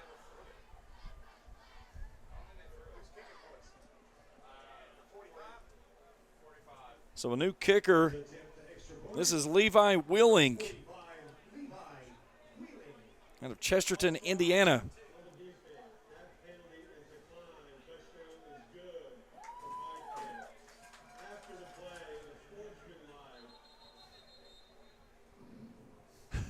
They're about to kick the PAT, and he's still trying to report. Yeah. On the offense, that's all being taken at the kickoff. Touchdown, still good. All right, so the 15 will be enforced on the kickoff, so instead of kicking off, they'll push it back to the 20-yard line. All right, now Levi Willing for his first attempt of his collegiate career. 61-10, low snap, ball is down, kick is up, and it's good. 62-10, 6:09 to go in the ballgame. Back after this on the UPIKE Sports Network. If you was pushed out of the area because of loss of work in the coal industry, look no longer. Jim Marr is here for you. Jim Marr is now hiring for all positions in the coal field. Stop by their offices in Logan, West Virginia or in Wheeling, West Virginia and apply today. Don't let pain define what you can do. At Core Health Centers, we believe in empowering our communities through chiropractic care and wellness. With 21 locations throughout Kentucky and West Virginia, we're here to help you get out of pain and enjoy life to the fullest. So, what are you waiting for? Experience the Core Health Center's difference. Call now or visit us online to start your pain-free journey today. Core Health Centers, for the health of your family. 62-10, 6:09 to go in the ballgame. Bears are going to pick up their second win of the season. More importantly, go to 2-0 in conference play. They're going to snap the two-game winning streak for the Point Skyhawks after they lost their first four to start the season and then rolled off a pair of wins, including a win last week over Union. So peeking in at the conference standings coming in, you had Reinhardt and Point at 2-0, Pikeville at 1-0. So Reinhardt won today. They go to 3-0. Pikeville's going to go to 2-0. KCU at 1-1. They're playing today. Bluefield losing today, so they're now at 0-2. And then Union and Rio Grande at the bottom winless. Short kickoff fielded at the 23. Jones Jr. bouncing it to the outside, and Goodman gets home and wrestles him to the ground. Connor Goodman making the stop, the sophomore out of East Carter High School up in Grayson, my hometown. Got him by a shirt sleeve, actually. And I checked that. Didn't realize that Connor's a junior. God, I feel old. I remember covering him in high school. Great kid. His dad's here every single game. Went to high school with his mom. Unfortunately, lost her battle with cancer a couple of years ago, and just a great young lady. And Chad and his family, phenomenal people. Chad here every single game, whether Connor's out there or not. He comes down, and I saw him this afternoon when I was walking in, and Connor was outside, and first thing Chad does, goes over, gives his son a big hug. You know, you love seeing those opportunities. There's a handoff to Porter. Again, you know, not a long trip down from Grayson, about 2 hours or so. Right. So it's manageable. And it's one of those deals, too, is like, you know, you send your kids off to college and they get 2-3 hours away from home, and they're far enough away from home to where they can do their own thing, but they're close enough to where if you need to go help out, you can. Always makes it's nice when you go to places and you see a friendly face, too. Absolutely. Especially in those first years. It's always, you know, favorable to see somebody that you know. 5.5 we go across. And a new quarterback out there is David Hines. 349 yards on the season, no touchdowns, 3 interceptions. Trying to put a man in motion. Nobody wants to move. Hines wants to throw, and a low throw at that. Looking for TJ Howell. Hines coming in has a 42.9% completion rate, 33 of 73 on the season. Averaging right at 87 yards a game. Has not played since the first game of the season.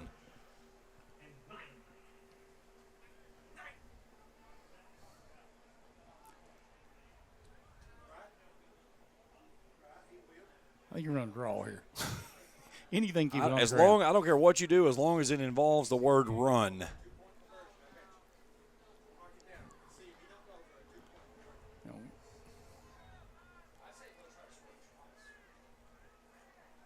Play clock's at 1. Hines gets it away. Nope, he didn't.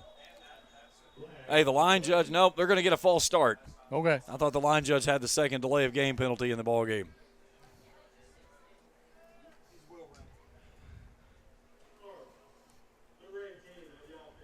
We may have a record for most penalty flags in a game. And it all started after the game basically over. I know. Can't that be instead of a 10-second runoff? Can it be like a 2-minute runoff?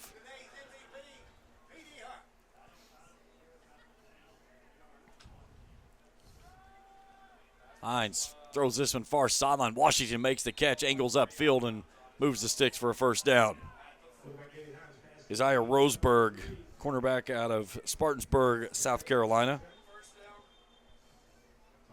And we got a player down for the Skyhawks. Injury timeout. We'll step out as well. Back after this on the UPIKE Sports Network.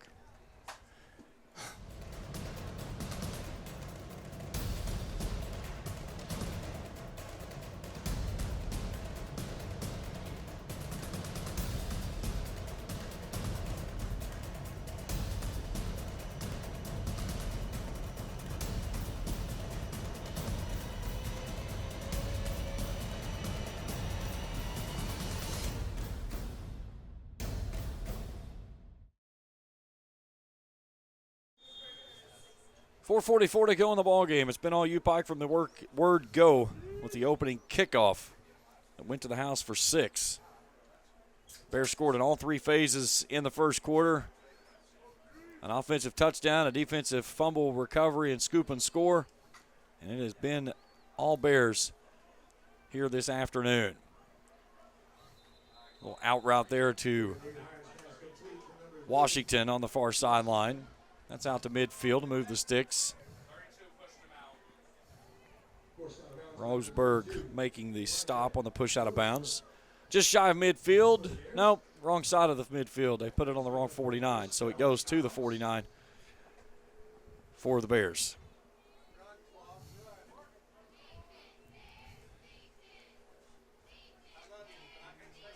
Here's Hines, wants to throw. Pocket collapses, takes off running. Right down the seam, he'll go in a baseball slide, and let's see where they say he gave himself up. They'll put him down at the 40-yard line, gain of 9, second down and 1.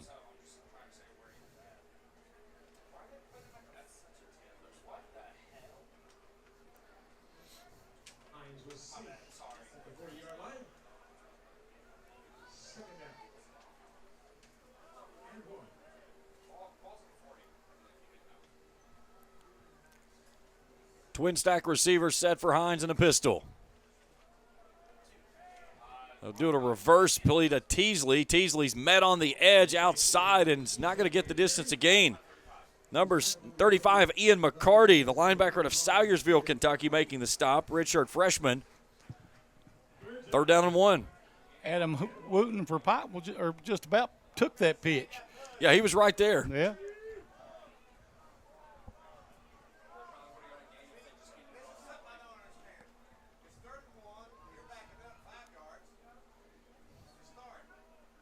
Hines on the shotgun snap. Gives it off to Howell. Howell tries to come outside and doesn't get there. That's Dylan Ferguson making the stop. Fourth down.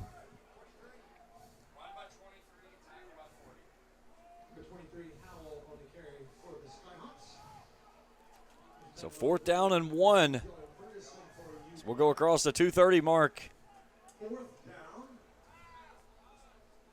Unfortunately, we still have to get to the 2-minute timeout. Yeah. So no matter what happens here, we're going to get a timeout at 2 minutes. So 4th and 1 for Hines. He'll keep it himself, bring it off right side, has first down yardage and more as he dives forward across the 35 down near the 30. They'll take him to the 31, and that will take us down to the 2-minute timeout unless they try to hurry up and snap one here before we get to that spot. They're not going to do it. We're at the 2-minute timeout, 62-10. We return for the finale after this on the UPIKE Sports Network. Hopefully.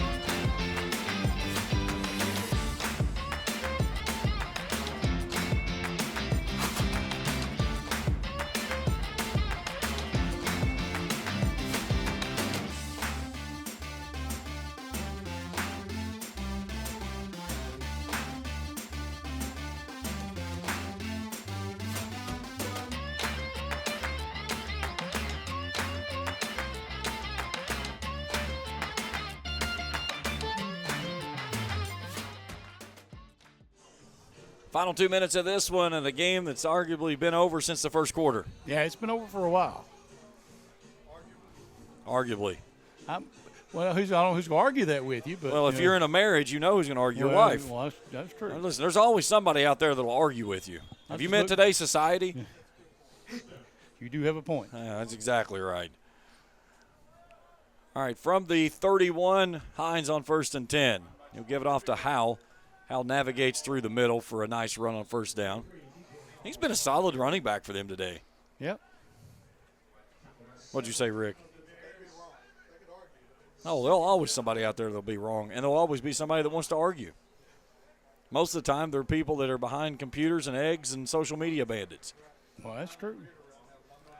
Hines wants to throw, airing it out, going far sideline. That one's deflected and knocked down. He was looking for Washington. In coverage was Elijah Roseberg. 3rd and 5. 92 seconds to go in the ball game. Long 92 seconds. So the Bears are going to win their 3rd consecutive homecoming game. They're going to move their home winning streak to 8 in the AAC. They'll be on the road next week to Bluefield and then back home for the final 2 home games of the season on the 1st and the 8th with Union and KCU. And then they'll close things out at Reinhardt on the 15th. Trying to get loose was Howell. He was met initially in the backfield by Ian McCarty. They'll get him to the 26, so it's 4th and 4. We should go inside of a minute on this snap, and if the Bears defense can stop, all they'll have to do is take one knee, and this one will finally go to the finale and a victory.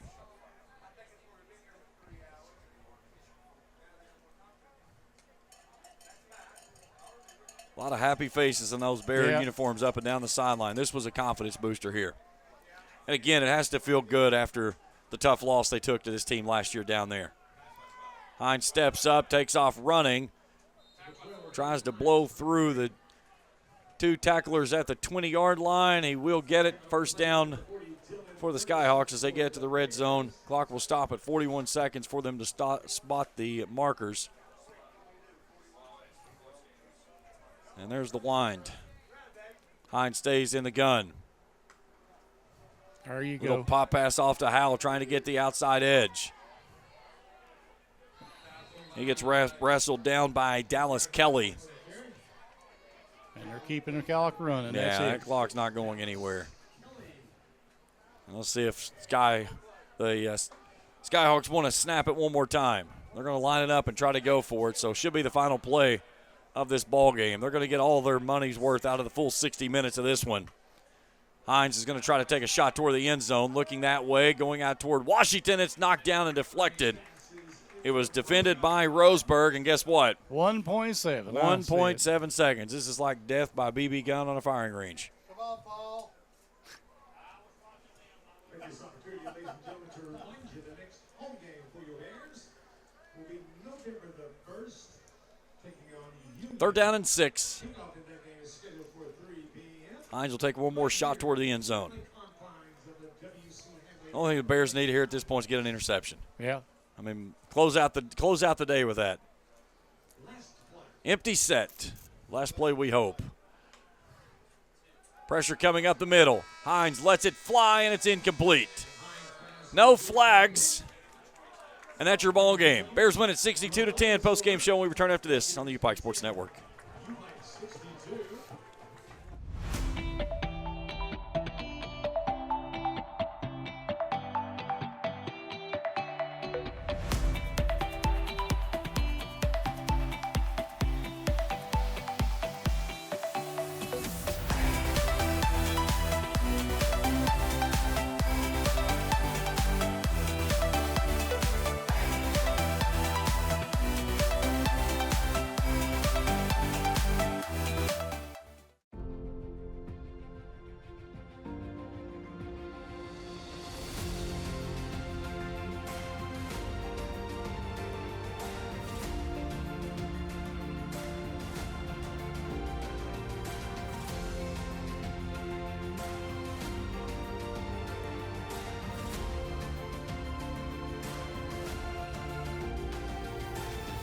Achieve your dreams at the University of Pikeville.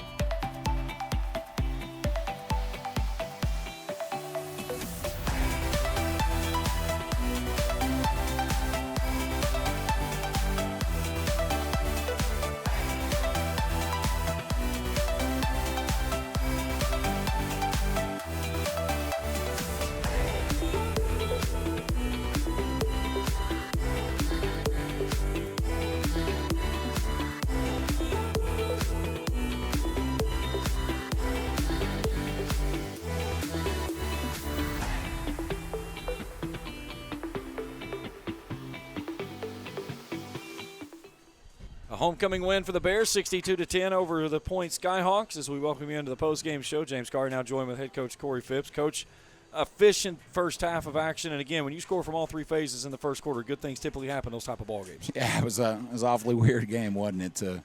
We looked up, we had 6 snaps on offense and 21 points. That's pretty awesome to get some relief from your defense and your special teams. Proud of Coach Miner, proud of Coach Elliott, and proud of those guys and those phases of the game getting busy with it. 42 points in the first half. You had the ball for 9 minutes. Yeah. And, I mean, it was just efficiency with the way you did. And you could see the guys were on all phases of the ball. The guys were really rallying around each other. Yeah, no, it was a really good day. It was a really good homecoming day, really good day for the Bears. You know, we get this win today on a team that beat us on a last-second field goal to keep us from being undefeated in conference play last year. You know, so that was a big battle cry. New head coach, new roster probably, but, you know, we still wanted to get one back in the win column because of that. And, you know, then, beyond that as well, we